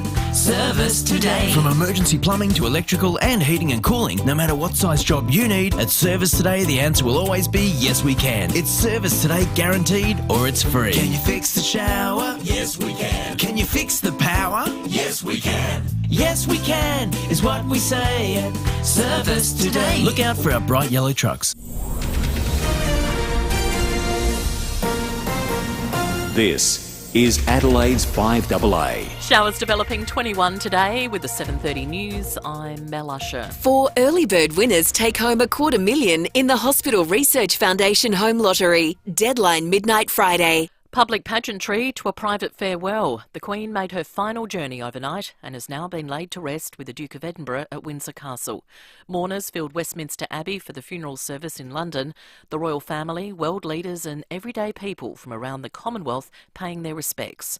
The sermon paid tribute to family members left behind. We pray today especially for all her family, grieving as every family at a funeral, but in this family's case, doing so in the brightest spotlight. May God heal their sorrow. May the gap left in their lives be marked with memories of joy and life.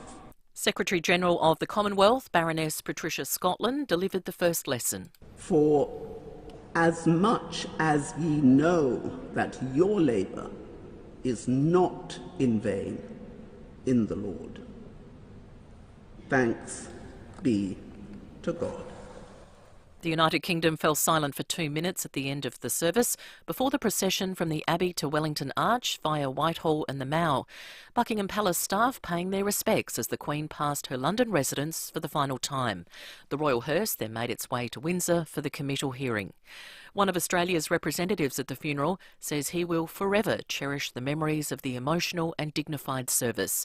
Retired police officer Alan Sparks says the Queen's coffin was not far from him as it was taken into and out of the Abbey. And also His Majesty King Charles, the Queen Consort, and members of the royal family who were walking right behind. I mean, that's when it really made it personal, that you were seeing members of the royal family who were there to say goodbye to their mother and their grandmother. Large numbers are expected at St Peter's Cathedral tonight for a state service for the Queen. It will be live streamed on the government's Facebook page and website. To other news, there's a major gas leak in the northeastern suburbs this morning. Senior Constable Jen Cullinan says a number of roads have been closed. So Montague Road is closed from McIntyre Road to North East Road. Reservoir Road is closed from Montague Road to North East Road. And Ladywood Road is closed from Montague Road to Salandra Way. We expect those traffic impacts to be through peak hour, and crews are on the way to try and contain the leak. Almost 5 million Australians will receive a boost to their welfare payments from today. Michael Packy has more. Pensions and carer payments will rise just under $40 a fortnight for singles and $58 for couples. These benefits rise twice a year to keep up with the cost of living, and this time it'll be the biggest indexation increase in 3 decades. Advocates argue while the rise is welcome, it still doesn't go far enough for many people. The job seeker rate will rise by about $25 a fortnight, but the youth allowance and Austudy won't increase.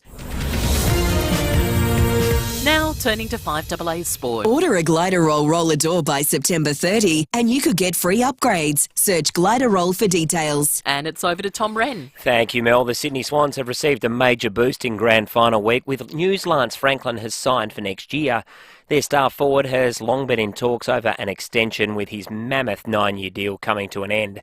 Coach John Longmire has said that it's terrific news. Signed him a long time ago and not knowing whether he'd probably get to the end of that particular contract or not. We were hopeful that that'd be the case in his mid-30s. Things would have to go his way. He's been terrific for us. As Geelong and the Swans prepare for Saturday's season decider, there's plenty happening off the field with Wantaway Bulldogs midfielder Josh Dunkley declaring Brisbane as his preferred club in the trade period. He did tour the facilities at Alberton as the Power hoped to lure him across, but he's instead chosen the Lions. Port will now concentrate its efforts on Junior Rioli from West Coast, while the Crows are still trying to work on a deal to get Isaac Rankin to West Lakes.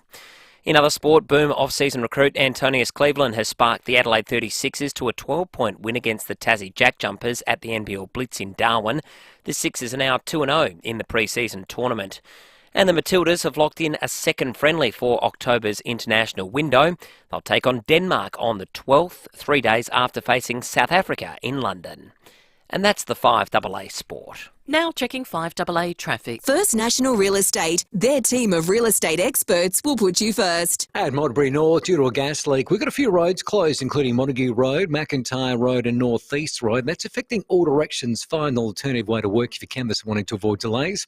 At Ross Trevor, smash Montague Road and Newton Road, while Globe Derby Park, you'll find a burst water main. That's on Port Wakefield Road near Globe Derby Drive. Busy right now, South Road at Karratha Park with a camera, Springbank Road at Clapham. Want a delicious meal or snack? Head to Guzmani Gomez for the nacho fries, just $9.90. Yes, nacho fries, just $9.90 at GYG for a limited time only. Adelaide's most accurate traffic on 5AA. Now the 5AA forecast. For Zip Track, folding arm awnings, automatic sun blinds and outdoor blinds, choose Peter Jackson Blinds and Awnings. Heading for a top of 21 today, but showers developing. Showers easing tomorrow 19, Thursday partly cloudy and 20. Right now it's 18 degrees. More news as it happens on 5AA. It's a frightening thought. But what if you lost capacity to manage your financial affairs? If you're not at the helm, who makes medical or health decisions? Who gets your superannuation? Who controls the family trust? From the simplest to the most complex wills and estate plans, Donlan Lawyers will answer your questions and help carry out your wishes to the letter. Wills and estate planning. Visit donlanlawyers.com. That's donlanlawyers.com.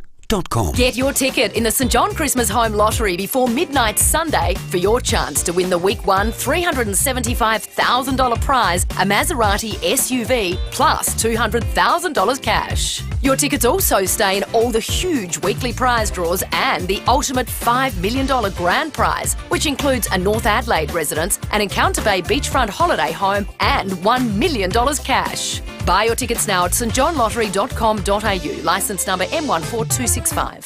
Gliderol has manufactured and installed garage doors in SA since 1974, and their commitment to quality is as strong as ever. So if it's time for a new look for your house or time to upgrade, why not now? Order a new roller door, sectional door or customer designer door with operator by September 30th and you'll receive a free premium operator upgrade and 2 bonus handsets. For a free measure and quote and helpful advice, search Gliderol today. Retail customers only, T's and C's apply. 5AA Breakfast is streaming live right now. To watch, simply head online to 5AA Facebook or search 5AA on YouTube.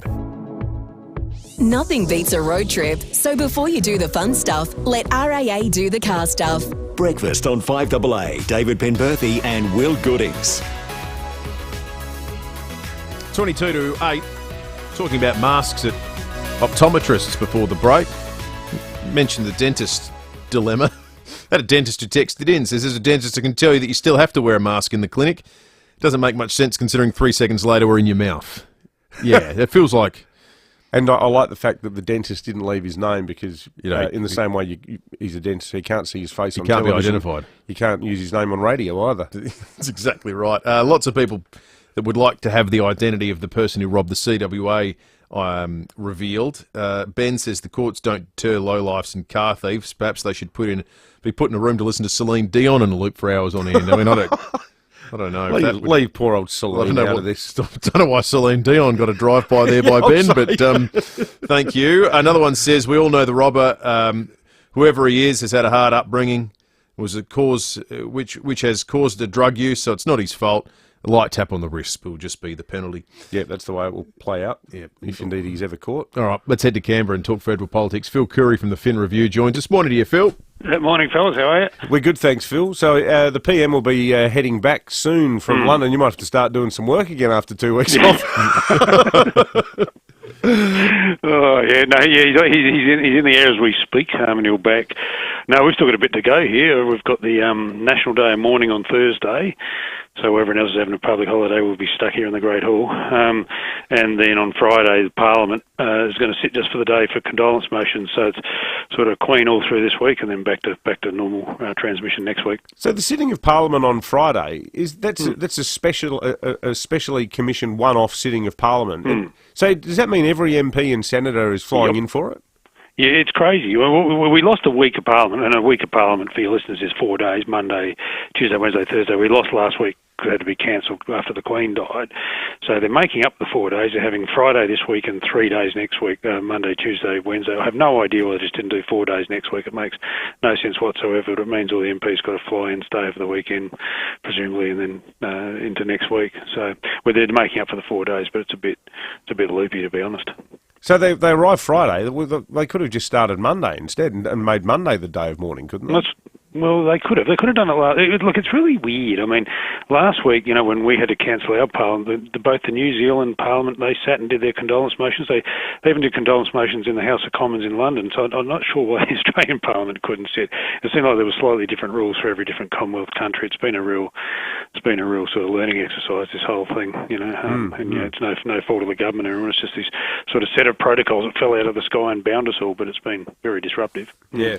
Phil, we've heard Jim Chalmers, the Treasurer in our news services this morning, is issuing a warning to petrol companies in Australia that he's watching them very closely and there shouldn't be this sort of overnight jump in petrol price when the excise relief comes off. Do you expect that's how it's going to play out? Well, there is going to be an overnight jump. It's going to go by 25 cents a Yeah, litre. So exactly. that's the Well, the he says excise. there's still cheap petrol in the tanks, so you know there's no. Oh, gotcha. Okay, yeah. Well, that was the same when the Morrison government cut excise by 22.1 cents a litre. It didn't happen instantly because people, surveys still had their systems full of petrol that they'd bought at the old price. So that's right. So, but I mean, look, the government's obviously nervous about this. They've got to put it's the 22.1 cents plus. Petrol's gone, the excise on fuel's gone up in that time, plus you had the GST, so it's actually going to be a 25 cent increase when you put all that together. And clearly they're nervous about it, but, I think they've really no option but to bite the bullet and put it back on because it's just so expensive. It costs $6 billion just for 3 months. In the net terms, about $3 billion, so they just can't afford to roll it over for another 3 months. But, Chalmers has already sort of told the ACCC, the competition watchdog, to keep an eye on these people. But you know what it's like. Yeah, you believe it when you see it. But it's just just brace for it. He's got a bit on his dance card at the moment, the Federal Treasurer, Phil, because we're only about a month away from his first budget, aren't we? Yeah, we are October 25th. Look, it's not going to be a big budget. It's basically just going to be a budget where Labor sort of funds all its election promises, like its childcare package and things like that, some of the things, and it's going to really sort of take the axe to some of the Morrison government spending. A lot of this sort of slush money they gave to the Nationals, remember when Barnaby Joyce decided to sort of agree to support net zero by 2050, they just chucked billions and billions at the Nationals for all these sort of nebulous projects in the bush for dams and roads and stuff, and I reckon they're going to put the ruler through a lot of that stuff and rein all that in. So there'll be that sort of thing, but the sort of proper first budget, if you like, will be next year in May, and that's when they'll start outlining new plans, to try and sort of rein in the deficit. That's the one we're going to have to be nervous about. Yeah, particularly with the Reserve Bank Governor the other day having done such a stellar job on interest rates, and now out there publicly suggesting maybe the government could jack up taxes. He's quite the asset, Philip Lowe, isn't he? Well, yeah. Look, someone's going to have to do it, and this is the worry, I guess. The states are starting to do it. And bring in some pretty wild taxes. But look, that's, at this stage, the government's saying they're not doing new taxes because they promised no new taxes at the last election other than multinationals, going after multinationals. So what Chalmers will be doing, I suspect, in the next year, will be building a case for the next election and take some pretty unsavoury things to the next election in the name of budget repair, and he's got to make the argument between now and then. Great stuff, as always, the even-handed and nuanced Phil Curry, national political editor for the Australian Financial Review. No one's ever called me nuanced. Mate, I've always regarded you as nuanced and even-handed. Good on you, Phil. Do you want to talk about the Brownlow? Okay. What about that? Well done. Yeah. No, the year wasn't a total loss. Hey, no, do anything but we're getting the 8. Okay. Hey, had to get 3 votes when the Crows towered you up. How did that work? I have no idea. I'm not. I had a couple of things went his way. We've got to thank our barrister, obviously. Yeah, that's right. Oh, yeah. So what you like about Carlton Football Club, you've always got the best lawyers. So I'd like to thank our QC, who spoke for 110 minutes at the tribunal. And sort of, they just let him off to get rid of this bloke. Yeah. Anyway. Good on you, mate. Phil Curry from the Australian Financial Review. It's coming up to 15 minutes to 8. I was having a chat with Sam Dado, our producer in 7:30 News. I think on account of the way in which it was played during the Queen's funeral last night, there have been some changes to my list of best anthems on planet Earth. There's been some changes. Change at the top, I reckon. At the very top? Yep. 82230000. Which country has the best anthem? Let us know, because I think God Save the King now has come in a big way based on last night. 82230000. Let us know what your favourite is. You can win yourself a $100 Uggs to You voucher next. Also, anyone who hails from an obscure country, if you'd like to come on the show and sing your anthem, we'd love to hear it. Well, that would be tremendous. I used to know the Mexican national anthem in full. I've forgotten it. I remember the first few lines. I'm sure I'm not going to subject anyone to it. It'll come back to you. 82230000. $100 Uggs to You voucher. Best anthem. In school in Mexico, all the kids, they have an assembly every morning and they have to raise the Mexican flag and sing the anthem. A lot of people would probably think it's a good idea to do that here in Australia. Yeah, absolutely. We just don't know the words, I guess. It's probably the tricky bit. Time to check traffic. Thanks, Will. At Monterey North, due to a gas leak, we've got a few roads closed, including Montague Road, McIntyre Road and North East Road. That's affecting all directions. Good idea to find another way to work to avoid delays. Ross Trevor, there's a smash, Montague Road and Newton Road, while at Globe Derby Park, keep your eyes out for a burst water main, Port Wakefield Road near Globe Derby Drive. Busy right now, South Road at Mile End, and we've got a camera at Jetty Road at Larks Bay. Bob Jane T-Marts look after you. Buy 3, get 1 free, plus instant cash back on top tyre brands. Call or order online today. T's and C's apply. Adelaide's most accurate traffic on 5AA. Well, David, we've been cruising around in the electric car thanks to the RAA and learning about this brand new technology. It's been a lot of fun, and now we're going to catch up with Mark Borlace from the RAA to hear about all of the benefits and savings from driving an electric vehicle. My picture of having an electric vehicle was you plug it into home overnight and then you're good to go for the trips you need that day. You were saying this one's 30 minutes and a lot of other cars, it takes a lot less time to charge. Yeah, so 30 minutes is on the big fast chargers that are out there. If you look at Adelaide, the average commute in Adelaide is about 24 k's a day. Overnight, you'll get 2-3 times that. If you want, you could actually just leave it on charge over the weekend and that'll do your whole week easily. And as you say, it's got a 450k range. It's starting to feel and look and do what a normal car does, and that's when people start to love them. Get your tickets now at homelottery.com.au. Licence M14227. If you want a retaining wall that will last through searing summers, wet winters and everything in between, you must use concrete sleepers from Outback Sleepers. These guys know their stuff now. Outback Sleepers, they're perfect for building a retaining wall or garden edging, and they come in a variety of patterns and colours. Outback Sleepers are the strongest concrete sleepers on the market and come with a 35-year product warranty. And once you put that in, it's there for a lifetime. If your builder's not using Outback Sleepers, you need to be asking, why not? So in the last 20 years, this South Australian company has made over 3 million of them. They'll last for generations because the company that makes them, they only make concrete sleepers, nothing else. If you want to get your hands on some, ask for the brand Outback Sleepers, sold at over 60 local landscaping and hardware stockists. Look online at outbacksleepers.com.au. Need a forklift? Don't just get a forklift, get a Toyota forklift. Toyota is the world's #1 forklift brand with a great range of pallet jacks, walkie stackers and reach forklifts right up to their leading Toyota counterbalance forklifts. Legendary reliability and safety with cleaner, greener electric options, Toyota can tailor the right forklift solution for you. It's all part of the Toyota Forklift Advantage. For more, visit toyotamaterialhandling.com.au. Get a Toyota forklift. 5AA Breakfast is streaming live right now. To watch, simply head online to 5AA Facebook or search 5AA on YouTube.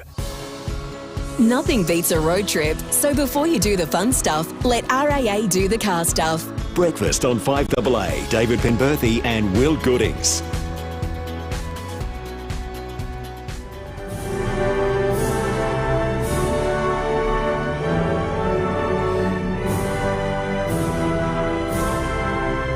What about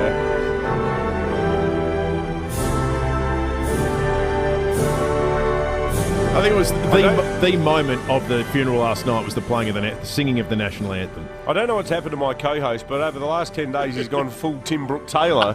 He's going to come into work wearing a Union Jack button-up vest. I've been caught up in the moment, David. That's Former all. Republican Will Goodings. I've always thought the American anthem, I've always loved the US anthem. But hearing that sung, and look, music's always about context. Where were you when you heard the song? What did it mean for you in the moment? I reckon that's gone to #1 for me. It's such a stirring piece of music. And that is a great piece of music, you're right. Unfortunately, we haven't inherited the capacity to sing with real emotion in our part of the world. It didn't travel south. How did that happen? I don't know. How on earth did we? Our greatest cultural influences are the English and the Irish. And also the Welsh, a lot of Welsh. Yeah, Aussies. what happened to us? How is it that we can't sing? We don't get into the emotion of singing. They do, and last night I've got to say it was absolutely amazing. Now we're asking you the best anthem. Did last night change your thinking? Marjorie's called in. Morning to you, Marjorie. Good morning. What's your favourite, Marjorie? My favorite is Mai from Ecuador. Ecuador. Oh, muy bien. Now. Yeah. Can you please give us a few lines of the Ecuadorian national anthem? Of course. Okay. Salve patria, mil veces, oh patria, gloria a ti, gloria a ti, pum, pum, pum. Ya, tu pecho gloriosa, proclamaron por siempre por mí. La, la, la. Okay. That was stupendo. So, Marjorie, that was superb. awesome. So what does it say? What do the words say? Oops, en inglés. Yes, in English. Salve o patria. Save the fatherland? Salve o patria. Mean save your country. Yeah. Oh my goodness. No, that's all right. Please. It'd be hard to translate because the language is very old. It's always old. I have to use my Google Translator. Yeah. Hey, Marjorie, that's a lovely call. I think Marjorie's going to get the $100 Rugs to You voucher. Thank you, Marjorie. I'll tell you one thing you don't hear every day, and you certainly don't. I doubt there's any other radio stations in Australia that had somebody actually singing the Ecuadorian national anthem this morning. That was terrific. Simon has nominated. Simon and Helen, I think, have both nominated this.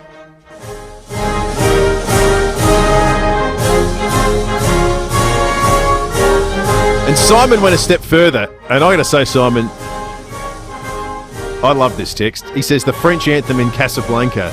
That moment in that film, maybe I've just got a soft spot for people singing their anthem emotionally. I think I do.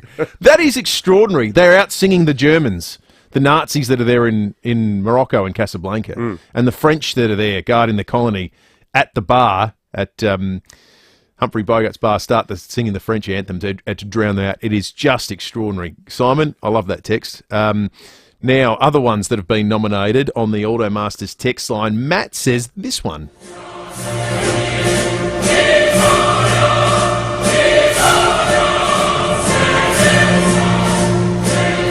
That is the Italian national anthem. Thank you, Matt. That's good. Nomination 2 from John for... no, we don't. Yes, we do.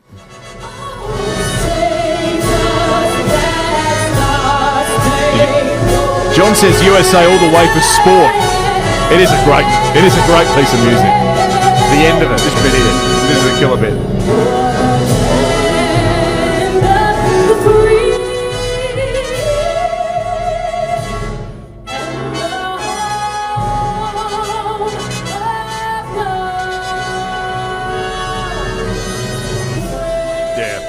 That's Beyonce singing it. Great piece of music. And I like the story behind it too, because so often they've just written for the purpose of glorifying the country, but that was written about a story of someone trying to get a sense of, had we won the battle, and looking down to see any sign that which side had won after this battle, and they then see the Star-Spangled Banner is raised above the town, and they knew in that moment that they'd won and prevailed. It's incredibly stirring. Jim in Evanston Gardens, good morning. Yeah, good morning, boys. Flower of Scotland at a rugby or soccer game, especially when you're drunk. We got a couple of nominations for Scotland. I don't have it, unfortunately. We might have to. Oh man! We might have to dig it out. The added words into it. We'll dig it out. We'll dig it out for you. Hang Jim. on, the added words. This is a bit like the unofficial Australian anthem, Jim. Not that Angels song. A few words towards royalty, actually. Oh, okay. Probably not the time or the place then, Jim. Thank you. The New Zealand anthem says Aussie, which is confusing.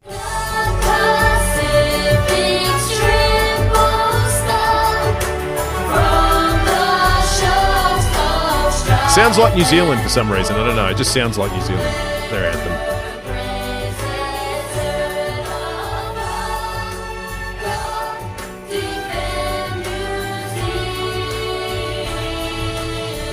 They sing it in both languages, which is Maori and English. Yeah. I always thought the New Zealand anthem went ba ba ba ba ba ba ba ba. Again, that slice of heaven, Dave Dobbin. On the unofficial one, I think.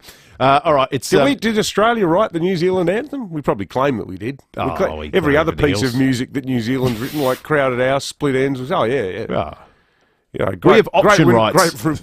Great win at the Oscars with Russell Crowe. Yeah, doing so well for Australia. All right, let's Let's hear from John Blake, thanks to Aussie Fast Transport Solutions, interstate freight distribution, warehousing and local Adelaide couriers. Call Aussie Fast, 13 13 64. Now, the latest news with Wallace Fogg. Good morning, early risers. This is Wallace Fogg with another 5AA news update.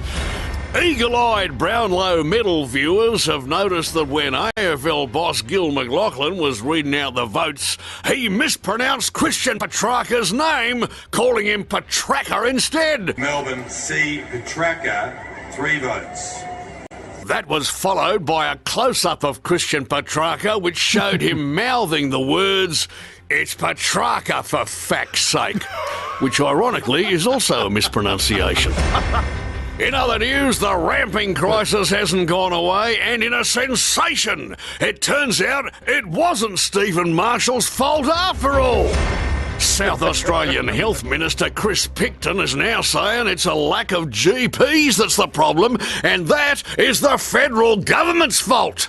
Premier Peter Malinauskas said, well, at least we found out what's causing the problem, and the good news is we have a car race at the end of the year. And finally this morning, social media is all abuzz with footage of King Charles' security team creating some interesting questions. Many have put forward the idea that the security people looking after the King are using fake arms, so their real arms can be concealed under their jackets holding guns. This comes after footage seems to show the King's bodyguards holding their hands in a peculiar way, or their arms just hanging down and not moving. Many TikTok users are saying that it's common knowledge that security people use fake arms and hands so they can carry F9P90 automatic firearms under their jackets, whereas other people are saying that TikTok users have too much time on their hands. And that's the news for this Tuesday. Only 53 big sleeps until the Christmas pageant back on the streets of Adelaide. I'm Wallace Fogg. More 5AA news coming up at 8 o'clock, or as close as we can get. That'll be massive, the Christmas pageant. Oh, absolutely. Get it out of the Oval, back where it belongs, on the streets with the people. It's going to be terrific. Minute to 8, breaking at 8 after 8 o'clock. But also, we're going to chat with Lieutenant Commander Cara Wansbury too, who was in the procession representing the Royal Australian Navy and her country at the Queen's funeral last night. Jason Clark from Simons Clark Logistics talks about One Solution and how they streamlined his business. We were lacking an integrated approach to our IT. We needed support and to future-proof our business. Security was also a concern for us. One Solution assessed and designed a new reliable, failure-safe solution for our business. Combined with the local help desk, IT support at Simons Clark is now in a great position for the future. Visit onesolution.net.au, winner of the National Telstra Customer Experience Award. There are some things you have to wait for. Honey, we're having a baby.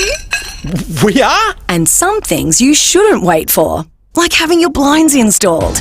Some companies take months to install. Not Bob Burns Blinds. We'll do it in just 10 days. Our quality blinds are made right here in our local St Mary's factory, so we can have your blinds measured up and installed in no time. And that's a promise.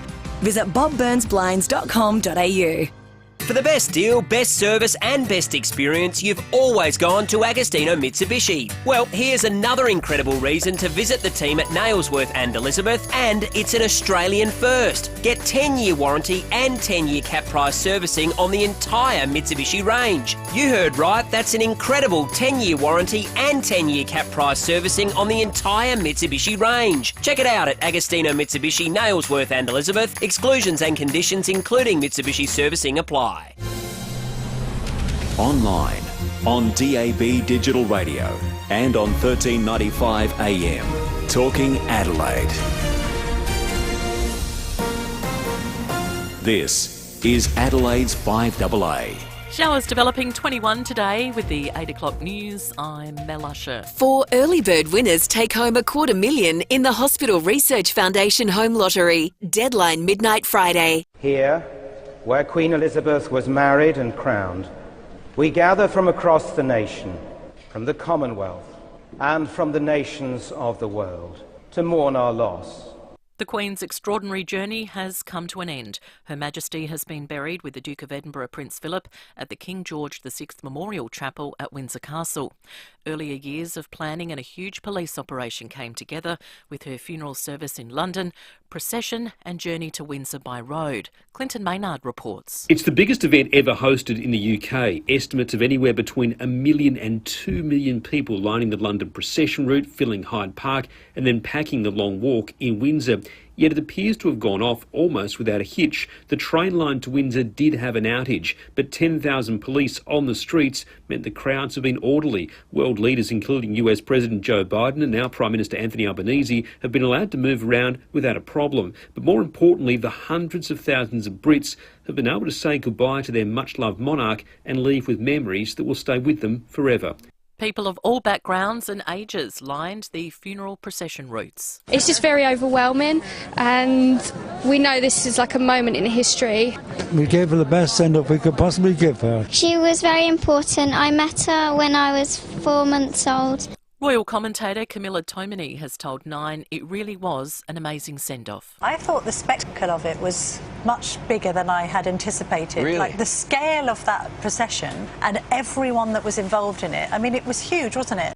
Vincent McAviney says things are now returning to normal in the city. It has been a pretty remarkable day, and then watching the event from Windsor, which is just outside of London as well. The city has felt slightly strange here in London. There's been crowds, but they did have quite a lot of crowd control. Sections of the city were locked down because of all the world leaders that were here as well. So it did feel in parts of the city, say here in London, a bit like lockdown once again. To other news, a number of roads have been closed in the northeastern suburbs this morning due to a gas leak. Montague Road, Reservoir Road and Ladywood Road are all impacted while crews try to contain the leak. A truck went up in flames at Paralowie early this morning. Senior Constable Jen Cullinan says they were called to Martins Road around 3:20. The skip bin truck was fully engulfed in flames. However, it didn't take long for fire crews to extinguish the blaze. We suspect the fire was deliberately lit and are investigating whether the truck had actually been stolen overnight before being set alight. There's been a major change to South Australia's COVID restrictions overnight. Face masks are no longer required on public transport. Premier Peter Malinauskas says the move brings SA into line with other states and territories. We're now in a situation where most jurisdictions around the country don't have mask wearing requirements on public transport. So Western Australia removed mask wearing requirements on public transport some time ago. Tasmania doesn't have it, the ACT doesn't have it, and the Northern Territory doesn't have it. Small businesses are being warned to secure an updated website domain before they're available to the general public. Today is the last opportunity for companies to register for the new .au web address.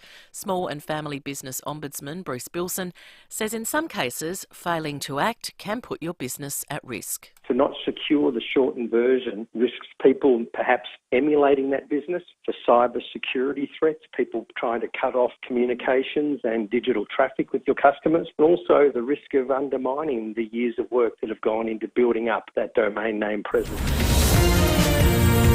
Now turning to 5AA Sport. Order a Gliderol roller door and operator by September 30 for some free upgrades. Search Gliderol for details. Here's Tom Wren. Thank you, Mel. Norwood's Premiership Party continues this morning with the annual chimney unveiling. Michaela Kamarik reports. Red and Navy will soon adorn the top of the Hoffman Kiln at the Brickworks after Norwood defeated North Adelaide by just 1 point in the Sample Grand Final at the weekend. The traditional unveiling moved to the South Road site from the now closed West End Brewery last year, where it was held for 40 years.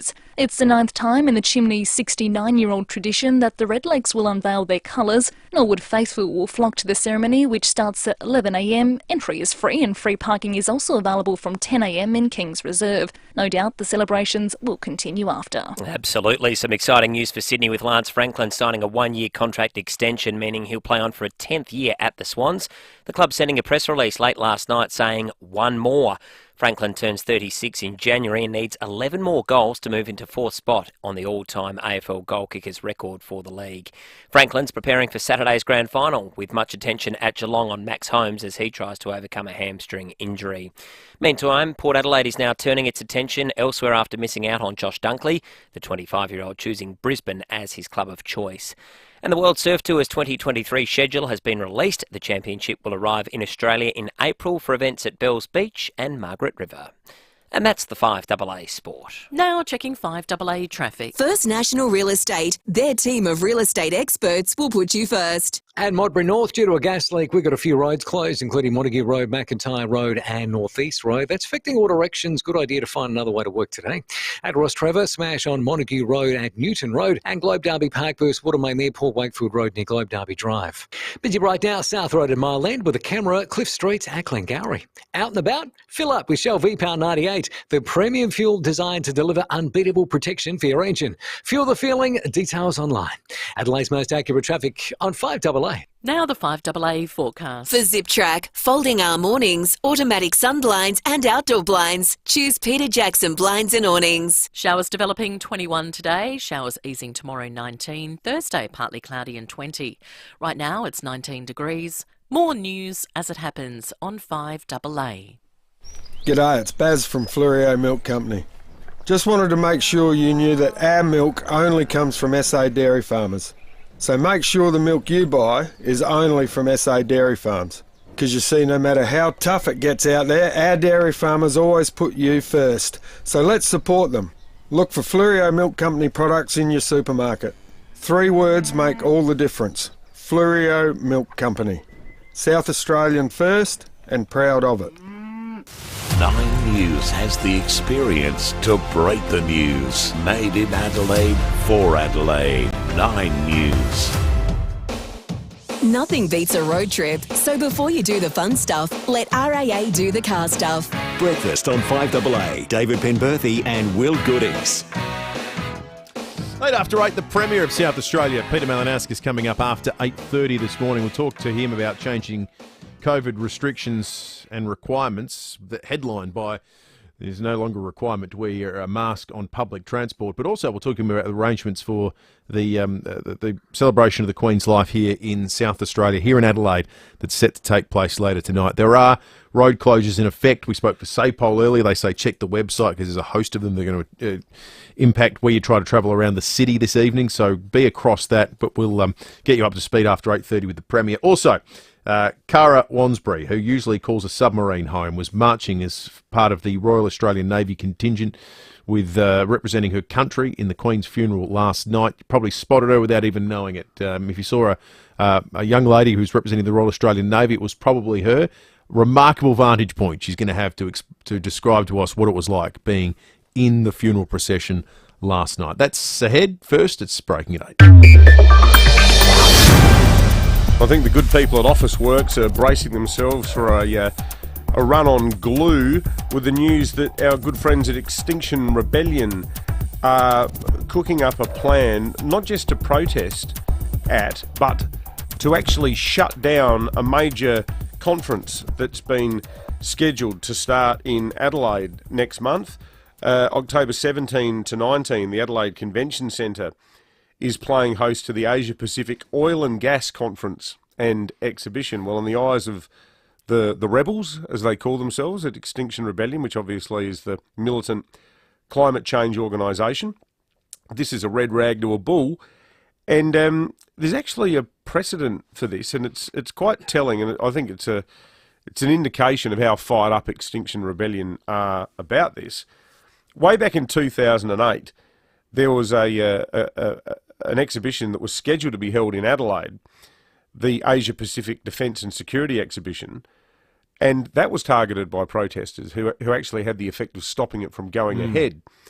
At the time, the acting Premier, Kevin Foley, with trademark flourish, Kev had this to say: the government had full confidence in police to manage these feral anarchists that would be descending on Adelaide if the event proceeded. However, the organisers had to take into account a number of factors ranging from security issues, the risk of violence, as well as the level of support from the Defence Department. Mr Foley added that the protesters were, in his view, feral lowlifes. Mr Foley leaving people in no doubt as to what he thought. But look, this is serious, because there's like major industries. And as far as Extinction Rebellion is concerned, they should cease to exist forthwith.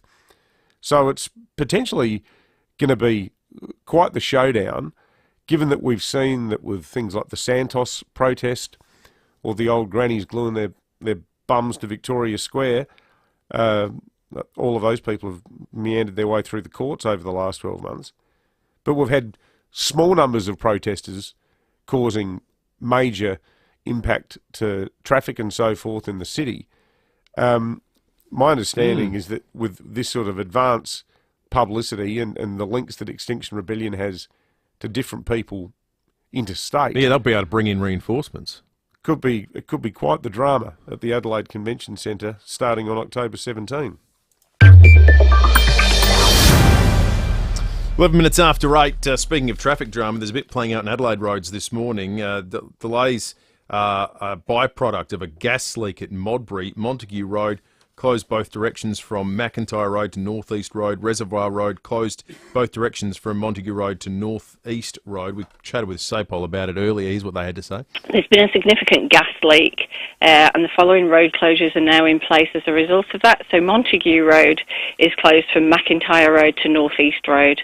Reservoir Road is closed from Montague Road to North East Road, and Ladywood Road is closed from Montague Road to Salandra Way.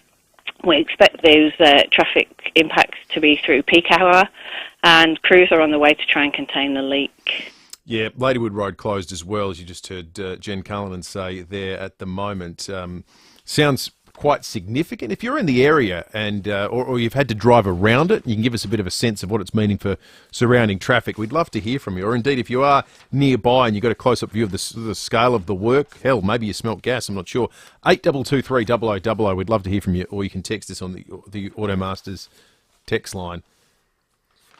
I'd like to hear from people who use the Nollunga interchange. There's a shocking story in the paper about this half-wit bloke who happened upon a brawl at the Nollunga Centre train interchange and stopped his car and decided to get out and join in.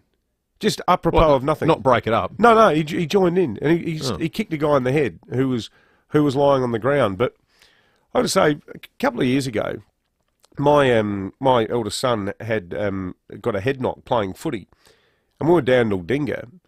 And he's a tough kid, never cries. And he suddenly just started whimpering and crying, and I just freaked out. And he said, Dad, I've just got this instant migraine. And I went, right, we're going straight to Nollunga Hospital. So he drove into casualty. He did the concussion test, and they said he was fine. He passed the concussion test. But I had to say, walking around on a Saturday afternoon at the Nollunga Hospital, it was a freak show. Every single person in the car park was on meth. It was extraordinary.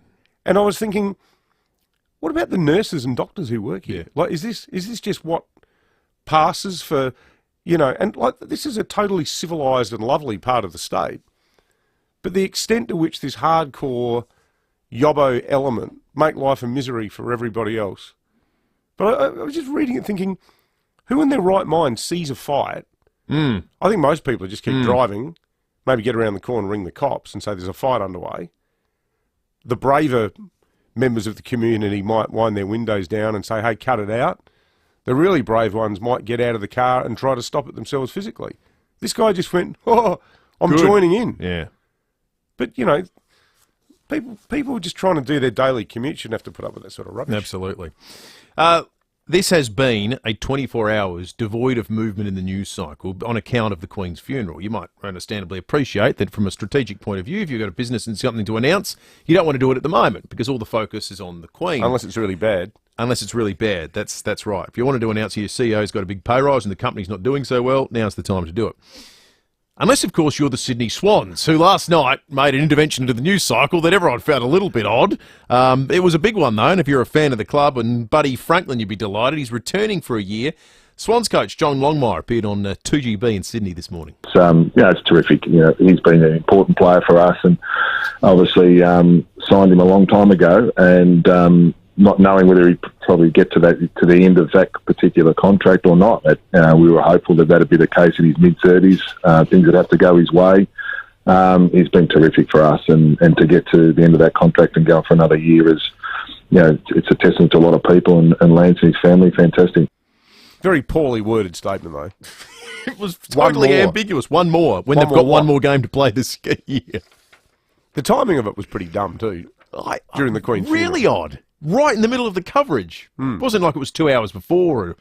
The whole thing was very bizarre. I liked the theatre of the statement, simply with the press release saying one more. Yeah.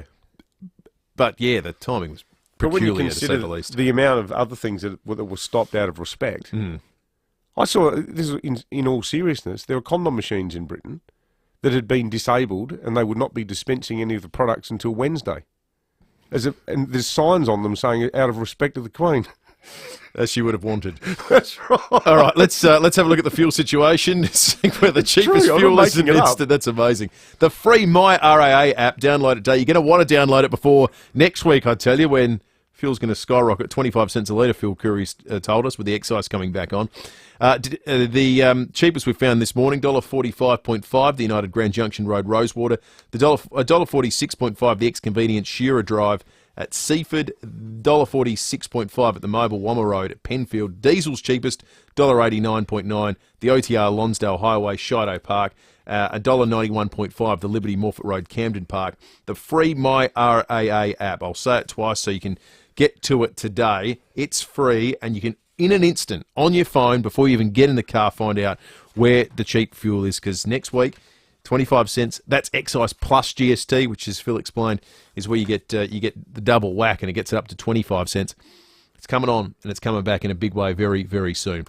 All right, we're going to check traffic and be back with more in just a moment. Thanks, Will. And Modbury North, due to a gas leak, we've got a few roads closed around that area, including Montague Road, McIntyre Road and North East Road. That's affecting all directions. Avoid it on the way to work if you can. Ross Trevor, another collision, Montague Road and Newton Road, while at Globe Derby Park, look out for a burst water main. Port Wakefield Road near Globe Derby Drive. Busy right now, South Road at a mile in with a camera, the Esplanade at Semaphore. You could win $30,000 and a tiny escape to the block, thanks to Colorbond Steel. Enter now. Search Colorbond Escape, ends October 9. T's and C's apply. SA permit 1091. Adelaide's most accurate traffic on 5AA. Tim Ginniver now joins Stephen Rowe every afternoon for the new look 5AA Sports Show. Andrew Pridham, he is Sydney's chairman, more importantly a proud South Aussie. I've been involved with the Swans now for 20 years. We've been in a grand final almost one in every 3 years over 20 years. Rowie and Timmy G. Well-ran club. Tom Harley took another good Nord man to steer the ship. We try and focus on South Australians and Nord people. That's our main plans. 4 p.m. weekdays on 5AA. The Hospital Research Foundation Home Lottery is giving you more chances to win big. 4 early bird winners will pocket a huge $250,000 each. Just imagine what you could do with that amount of cash. Get your tickets by midnight Friday, and you're also in the draw for the luxurious Scott Salisbury Grand Prize at Somerton Park. Join the fight and get your tickets now at homelottery.com.au. Licence M14227. Michelangelo's Sistine Chapel. The exhibition is here. Over 30 of Michelangelo's Sistine Chapel frescoes are reproduced in life-size form, so you can experience his art like never before. See every detail up close and at your own pace. Don't miss the chance to travel in time and be immersed in Michelangelo's Sistine Chapel, the exhibition. On now until October 9 in Rundle Place. Tickets at the FIVEAA website, feverUp.com/Adelaide, or download the FIVEAA app today. Speak with One Solution and they'll tell you cybercrime is not a big business problem, a government problem, or a small enterprise problem. It's everyone's problem. Ransomware, malware, and adware remain the #1 threat. One call to One Solution will put your business in a safe place. It's the smartest, most cost-effective business decision you'll ever make. Get in touch with One Solution, winner of the National Telstra Customer Experience Award. onesolution.net.au. Get in here. It's Sheeds. We don't have the time to mess around. We can't afford any more downtime, and we need a result. It's about trust, and for hydraulic hose repairs, Ryco 24/7 are the ones. They'll get to you wherever you are. Their vans are on the road with fully qualified repairers, and they are supported by that other great South Australian team, BL Shipway, who I've known for over 30 years. Call Ryco 24/7 on 133247 or visit ryco247.com.au. Do you still love your car? Why not take it to Edwardstown Mazda to see what it's really worth? It's the safest and easiest way to move your car on and get into a new or used Mazda. 862 South Road, Edwardstown. Wake up to a winning brekkie. Grab a large McCafe coffee or hash brown with your morning McMuffin for your chance to win with the Monopoly game at Macca's. Ends 18th of October. Available at select times. For full terms, visit mcdonalds.com.au. 9 News has the experience to break the news. Made in Adelaide for Adelaide. 9 News. Nothing beats a road trip, so before you do the fun stuff, let RAA do the car stuff. Breakfast on 5AA. David Penberthy and Will Goodings. We wanted to do something a little bit different for you this morning on 5AA Breakfast. Billions around the world last night watching the Queen's funeral, but we wanted to take you to the procession. What was it like not just being alongside it, but involved in it? Our guest is Lieutenant Commander Cara Wansbury, who was, in fact, walking alongside the Queen's casket as it made the journey from Westminster Abbey to its ultimate resting place at Windsor. Cara, good morning to you and welcome to 5AA Breakfast. Good morning, Will. Thanks for having me. So how did this come about? Take us back to the manner in which you got selected and when you found out the news. So Australia has been planning our commitment to Operation London Bridge for a really long time, along with other Commonwealth nations and Great Britain, obviously. And I just recently took up an exchange position in the UK, and along with that came a commitment to Operation London Bridge. As the officer who would be marching in representing the Royal Australian Navy.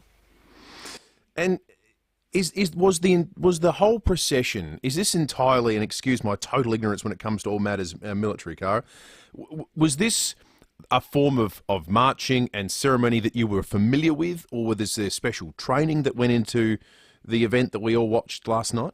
So as a naval officer, I'm exposed to some drill training and some sword drill as well, but not at this level, no. Well, there was a lot of extra training. We've been here in Pirbright, the Army Training Barracks, for just under a week now, all told, and we rehearsed every single day, sometimes twice a day during the big procession. And so with our Commonwealth companions, so the Kiwis and the Canadians, we formed up a really big squad, they call it, and marched pretty close to the front of the Queen's funeral procession today. Is there an image you think 20 years from now when you close your eyes and think back to this day that'll stay with you? Turning the corner down the Mall, they call it, the road that leads to Buckingham Palace, and seeing the huge British flags and Buckingham Palace right at the end of the road was pretty amazing. The silence of the crowd was also quite eerie too, I suppose, which is obviously not a picture as you asked, but I'm used to marching on Anzac Day parades and the crowd's always cheering. But today all we heard was the band and our steps. So that was really eerie. I think another point too is it was quite emotional when we went past Buckingham Palace and all of the staff were out the front. I found that a little emotional, to be honest. Was it hard to be emotionless and part of this as it was all unfolding around you? Yeah, it was. I've done quite a few interviews in the lead up to today, and my answer was always, I am extremely focused. I've compartmentalized my emotions. I'm getting the job done. And then on the day, with all of the crowds and all of the pressure, it was hard. I particularly the very last time they played God Save the Queen, I found that stirred a bit of emotion, thinking that was the last time that version of the anthem will be played for a really long time. Did you get an opportunity at all to chat with service people from other countries and other members of the Commonwealth that were part of the procession? Yeah, so we marched all in a big group. So the Kiwis, Canadians and the Australians. So we've all been living and rehearsing together all week. So I've been living in one room with 19 of my closest Commonwealth friends. What's been really amazing about this last week is the focus of not only the Commonwealth contingent that have been marching, but the British soldiers that are on the base here that hosted us. So it's the cooks and the operations officers, the liaison officers, they all were also signed to Operation London Bridge, and they didn't get the prestige of marching today, but they were equally, I felt, they were equally as proud to be involved in honouring the Queen today. Yeah, that's a nice acknowledgement and a totally appropriate one. You're right. There's tens of thousands of people that didn't get to be part of the procession that were clearly integral at seeing it delivered in the manner it was last night. You were pretty accustomed to sharing quarters with a whole heap of people in limited space, aren't you? Because your normal post is as a submariner, is it not? Yes, I'm normally a submariner, Will, yes. But so normally this little cabin we've got, I think you would call it, is quite palatial compared to my normal my normal space. So yeah, and there's a lot more women that I'm normally at sea with. So that's also been really great. So is that the end of your official duties now, or is there's some more to be done? No, that should be the end of my official duties. So I get the day off tomorrow. And then back to work on, I don't even know what day of the week it is. Wednesday? Thursday? Oh, whatever. It's a sign that it's a sign you've been busy. Memories for a lifetime. Yeah. Thank you so much for sharing your insights with us, Cara. We really appreciate it. No, that's okay. Thanks for having me, Will. Patience pays off, especially if you've been holding out for a great deal on a new Volkswagen. Mawson Lakes Volkswagen is now receiving truckloads of new Volkswagens. Yes, they're coming. And they're available at amazing prices. Remember Mawson Lakes Volkswagen for servicing too, with next day servicing and free loan cars. Get a great deal on Volkswagen now. Don't dilly-dally, dawdle or delay. Mawson Lakes Volkswagen, just a short drive from the city. Whether you're on the job site, in transit or in the workshop, you need to know all your tools are protected and secure. And that's what Milwaukee's Packout Modular Storage System does. Milwaukee's Packout is constructed to withstand harsh job site environments. And now with the new mounting solutions, you can customise your tool storage. With compact and large mounting plates and a range of hooks, racks and holders, Packout makes storage across the job site, while in transit and in the workshop, versatile, durable and secure. Milwaukee, nothing but heavy duty. Now, you'd think you could rely on a pest inspector to find and remove pests, wouldn't you? You'd think that'd be sort of bedrock entry-level minimum expectation. Find them and kill them. Look, apparently not. This is disturbing. Unfortunately, there are some pest inspectors that can't do exterminations. They can identify them. Yes, you've got pests. But then they'll say, oh, you want to get rid of them? Well, that's the other guy's job. Sort of like hippie pest inspectors. Yeah. Yeah, they're termites. Yeah, definitely. Why can't we all live together? Oh, yeah, peace? they're eating everything. Yeah, your house is going to be gone within a month, but, you know. Oh, well. I'm not going to get rid of them, though. They can just stay there. Well, it's preposterous, but you won't have that problem if you deal with Mike Pearl. Mike is a great bloke. He's from House Inspect Australia, and he not only does building inspections, he does pest inspections too. He's the most qualified team in Australia. No pest too unsightly or unpleasant. Right now is a good time to prep your home against spiders. Book an inspection now for $99. Mike and his team will do a spider spray. Or for $199, they'll add in a full termite inspection too. Go to houseinspectaustralia.com.au. G'day, it's Baz from FIVEAA Milk Company. Just wanted to let you know that we're doing all we can to get behind our local dairy farmers. They've been doing it tough for a long time. Remember, when you buy FIVEAA Milk Company products, you're making a difference. So keep up the good work, SA. Look for FIVEAA Milk Company products in your supermarket. 3 words make all the difference. FIVEAA Milk Company. South Australian first and proud of it. Gliderol has manufactured and installed garage doors in SA since 1974, and their commitment to quality is as strong as ever. So if it's time for a new look for your house or time to upgrade, why not now? Order a new roller door, sectional door or customer designer door with operator by September 30th and you'll receive a free premium operator upgrade and 2 bonus handsets. For a free measure and quote and helpful advice, search Gliderol today. Retail customers only, T's and C's apply. 5AA Breakfast is streaming live right now. To watch, simply head online to 5AA Facebook or search 5AA on YouTube. This is Adelaide's 5AA. Showers developing 21 today with the 8:30 news. I'm Mel Usher. 4 early bird winners take home $250,000 in the Hospital Research Foundation Home Lottery. Deadline midnight Friday. London has come to a standstill to farewell Queen Elizabeth II. Members of the royal family joined world leaders and everyday people from across the Commonwealth last night in the historic Westminster Abbey for Her Majesty's funeral.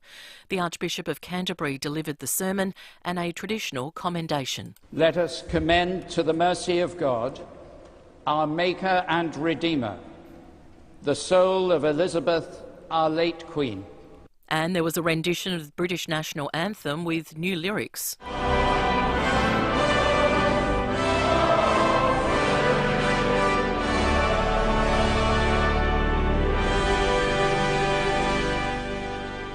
A procession through the streets of London followed, the coffin making its way along the Mall and past Buckingham Palace before being transferred to the royal hearse at Wellington Arch. Two of the Queen's beloved corgis awaited her coffin at Windsor. A committal service was then held and the Queen's coffin lowered into the royal vault. Lord Chamberlain broke his wand of office over the casket in his last act of service. The future King of England, Prince George, and his sister Princess Charlotte were asked to be at their great-grandmother's funeral and they agreed.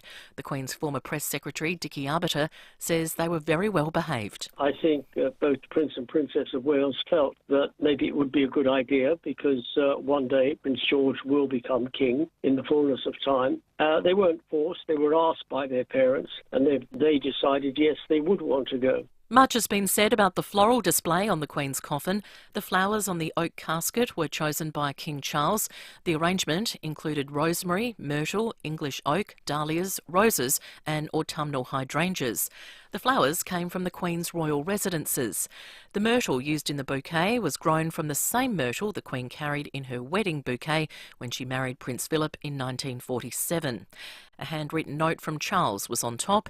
It read, "In loving and devoted memory." A state service for the Queen will be held at St Peter's Cathedral from 6 tonight. 600 people will be in attendance, including 450 members of the public. Those who were unable to secure a ticket can watch on big screens outside or online. Governor Francis Adamson says condolence books are still available to sign at Government House until 5 p.m. this Thursday. We've had school groups, older school children coming, younger ones, people of all ages and stages just coming in and writing their own personal reflections. In other news, police are investigating if a truck fire at Paralowie overnight was deliberately lit. The skip bin truck went up in flames around 3:20 on Martins Road. It may have been stolen before being set alight. Almost 5 million Australians are receiving a boost to their welfare payments from today, and Qantas is no longer offering vegetarian meals on some domestic flights.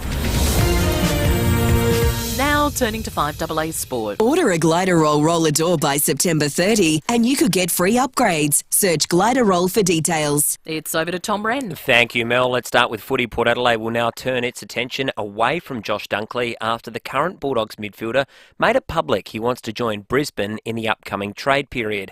The 25-year-old has reportedly been offered a 6-year deal worth around $700,000 a season. The Power will try to work on a deal to bring Junior Rioli across from West Coast, while it's understood they're also keen on luring Geelong forward Francis Evans. The Crows are trying to work on a deal to get Isaac Rankin from Gold Coast. Meantime, Fremantle ruckman Lloyd Meek is reportedly in the sights of Hawthorn after the 24-year-old declared he's exploring his trade options. To rugby union, the Wallabies aren't shying away from their 36-year Eden Park hoodoo. They'll face the All Blacks on Saturday evening in the second Bledisloe Cup test. Prop Alan Alatao says they need to rise to the occasion. You know, the All Blacks look at Eden Park as their fortress. They'll be confident off the back of back-to-back wins. Playing at home, there's an expectation from their home crowd, to get the win. So when you're on the opposite team, those are the games that you want to be a part of, so it's a huge motivating factor for us. And the Adelaide 36ers have beaten the Tassie Jack Jumpers 87-79 in their pre-season blitz competition in Darwin last night. Antonius Cleveland looked outstanding early, scoring a staggering 19 points in the first quarter alone before finishing with 27. The Sixers have now started the tournament with 2 wins. And that's the 5AA Sport. Now checking 5AA traffic. First National Real Estate. Their team of real estate experts will put you first. At Monterey North, due to a gas leak, we've got a few roads closed, including Montague Road, McIntyre Road and North East Road. That's affecting all directions. Ross Trevor, another collision there, Montague Road and Newton Road. Well, at Globe Derby Park, we've got a burst water main, Port Wakefield Road near Globe Derby Drive. Busy at the moment, Garud Hill Road at Wayville, and we've got Camrose Military Road, Hindley Beach, and South Road at Edwardstown. Burbank Homes offers premium inclusions in all their homes. Compare apples with apples and you'll see why Burbank offers the best value. Search Burbank Homes. Adelaide's most accurate traffic on 5AA. Now the 5AA forecast. For Zip Track, folding our mornings, automatic sun blinds and outdoor blinds. Choose Peter Jackson Blinds and Awnings. 21 degrees for your Tuesday, but showers developing. Showers easing tomorrow, 19. Thursday, partly cloudy and 20. Right now, it's 19 degrees. More news as it happens on 5AA. Nothing beats a road trip, so before you do the fun stuff, let RAA do the car stuff. Breakfast on 5AA. David Penberthy and Will Goodings. 23 minutes to 9. Graham Goodings in the chair for Leon Viner today after 9 o'clock. Behind closed doors between now and then. But first, it's the Premier of South Australia, Peter Malinauskas. Premier, good morning to you. Good morning, Will. Good morning, Dave. Did you have a chance to watch any of the funeral last night, Premier?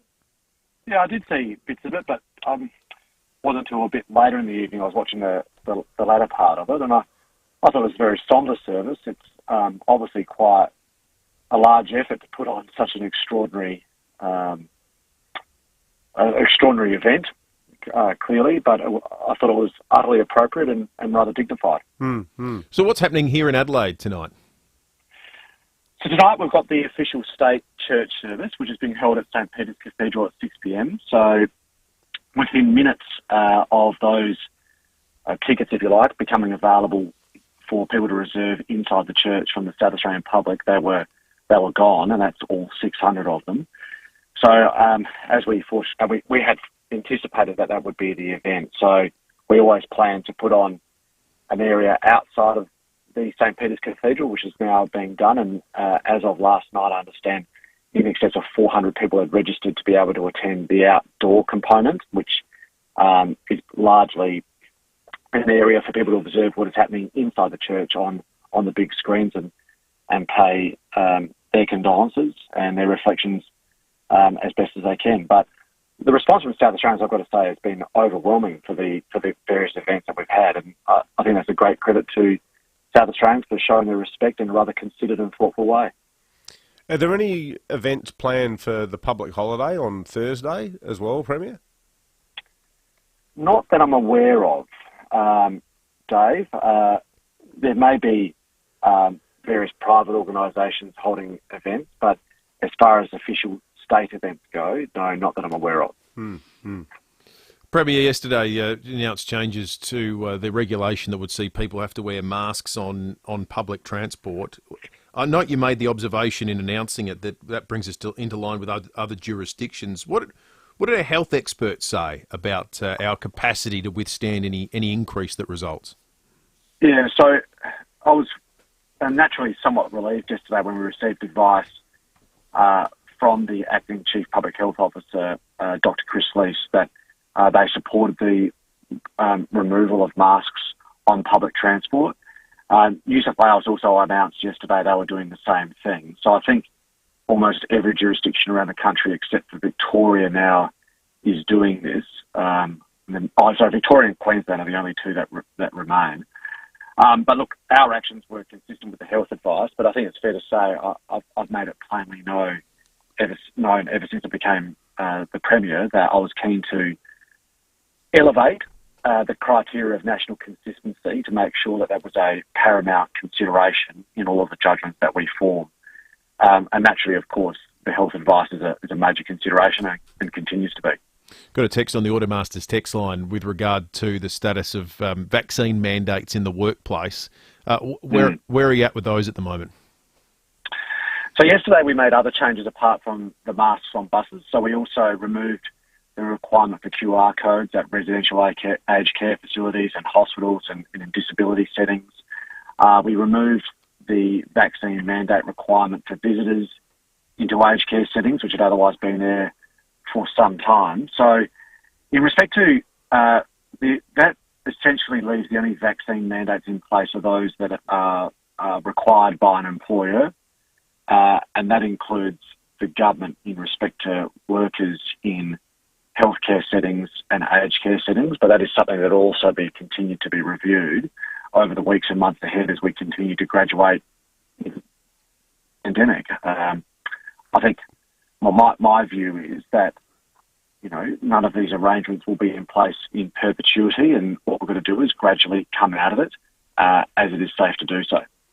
What's the process by which all of these decisions are now made, Premier? Is it still you? I note that there's an acting chief medical officer at the moment, but are you still having, presumably nowhere near as frequently, given that the circumstances don't require it, but do you still sit in a room with the police commissioner and normally Professor Spurrier when all of these things are being discussed, or has it moved beyond that now?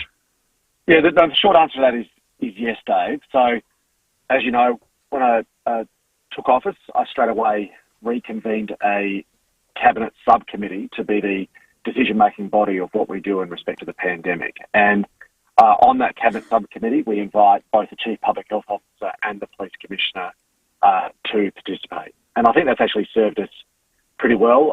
I made it clear straight after being elected that I wanted to end the emergency management declaration by the end of June. We ended up doing it by the end of May. We've got an alternate piece of legislation that was put through the Parliament that I know that my political opponents thought was draconian, but it turned out to serve us pretty well, I think. And then since then, what we've been doing is gradually easing restrictions. So that is done with those individuals in the room, and more often than not, we reach a consensus position on what the best way is to go forward. But, I mean, I simply put this question on a frequent basis, and that is when case numbers are down, as they are now, if we're not willing to remove restrictions now, then when will we? Right? Yeah. And I think that sort of alternate view about, we can't have these arrangements in perpetuity allows us to use moments such as these to ease restrictions in a way that is safe. And the health advice up until this point has backed it up. But we do know, and it's important for me to foreshadow this, that the pandemic's not over.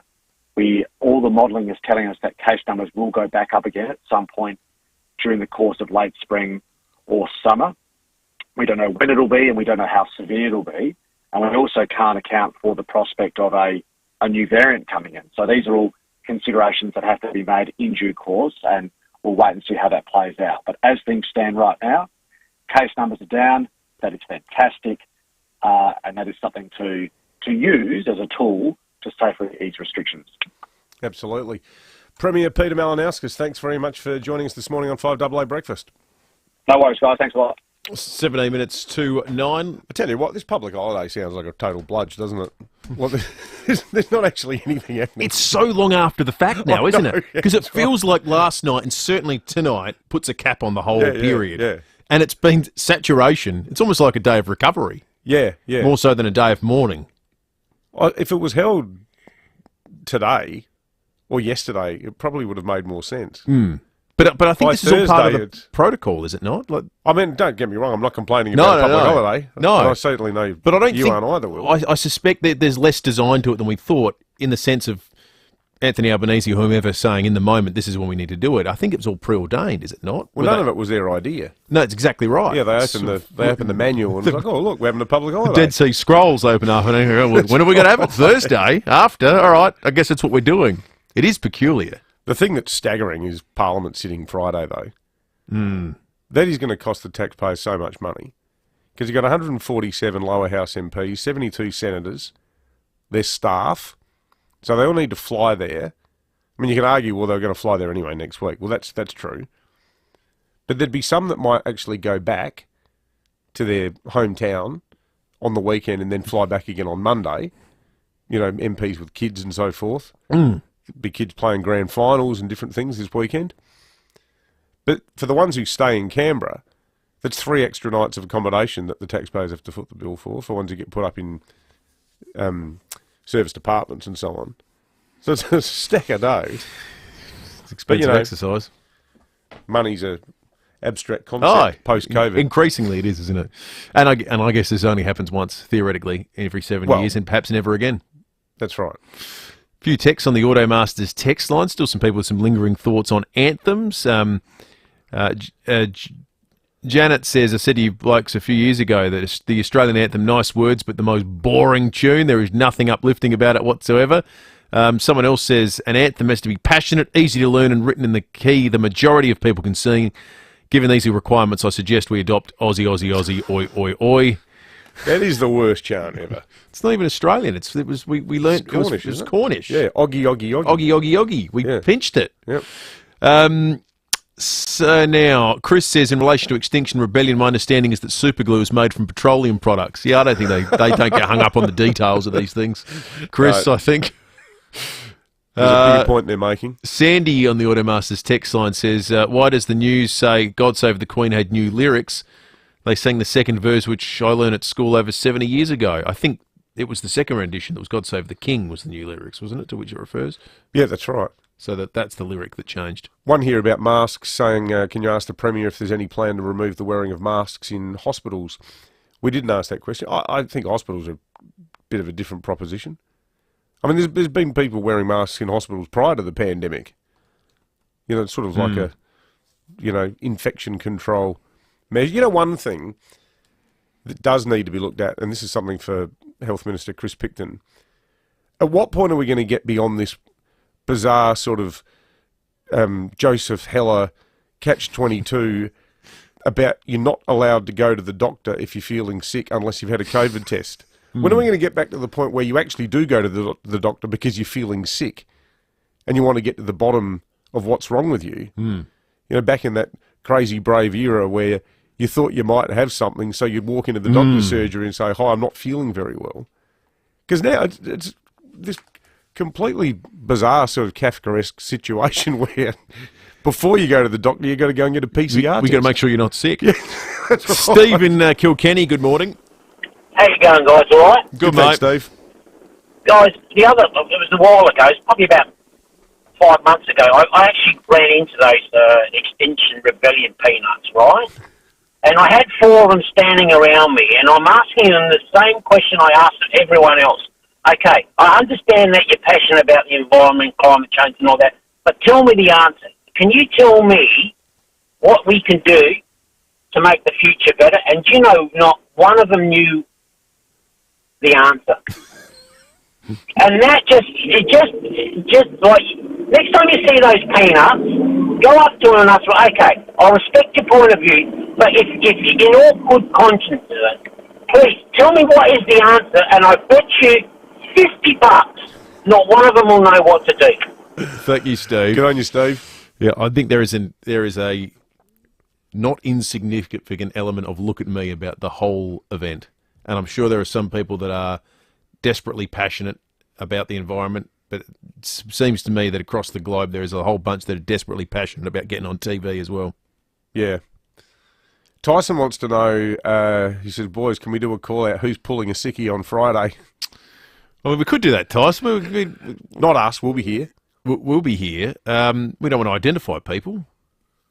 I think there'd be quite a few people doing that. How do you begin building the case for a sickie on Friday with a boss? There's no way they're on high alert, aren't they? Yeah. Oh, look, you'd need to have some, major, genuine disease to justifiably not show up Friday. It's got suspicion bells written all over it. It really does. All right, let's check. Full marks to someone who's walking around yeah. the office tomorrow afternoon feigning stomach cramps. Oh, yeah. Going, oh, geez, I hope I'm not sick for the public holiday. Oh, that'd be terrible. It's going to ruin my grand final barbecue. That's right. I think I've eaten something. Time to check traffic behind closed doors next. At Monterey North, due to a gas leak, we've got a few roads closed in the area, including Montague Road, McIntyre Road and North East Road. That's affecting all directions. Old Noongar, you'll find a smash on Victor Harbour Road at Robinson Road, and we've got a burst water main slowing things up today. Globe Derby Park, that's on Port Wakefield Road near Globe Derby Drive. North Adelaide, some roads are going to be closed around St Peter's Cathedral today as they honour the Queen. They include Pennington Terrace and the outbound lane of King William Road. Whatever the industry, whatever the workwear, Totally Workwear can help. For workwear for tradies through to uniforms for nurses, head to Totally Workwear, Australia's largest workwear supplier. Adelaide's most accurate traffic on 5AA. Hello, I'm Lynette. Keep on moving on, keep on moving on. Go, go, get you some. Keep on moving on. You're watching watching the 5AA live stream thanks to RAA.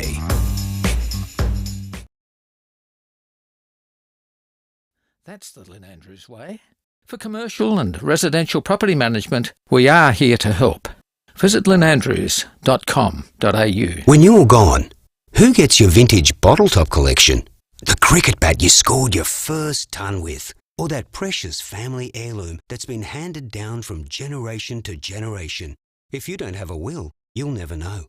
Donlan Lawyers specialise in wills and estate planning. From the simplest to the most complex, one thing is certain. You can trust Donlan Lawyers to help protect your wishes. For wills and estate planning, visit donlanlawyers.com. Hey, it's Callum here. Looking for something small, medium or large? Edwardstown Mazda have most models in stock, ready to drive away. You can feel confident in the team at Edwardstown Mazda. It's gotta be edwardstownmazda.com.au, LNVD 207428. Great news for people on the move. Budget Car and Truck Rental have a new location, just north of the city at 354 North East Road, Clemzig. Open 7 days a week. So, if you're moving out or in, taking a load to the tip, or going on a big trip, you can do it all with Budget Car and Truck Rental. 7 metro locations, including their new site at Clemzig. Call 13 27 27. That's 13 27 27.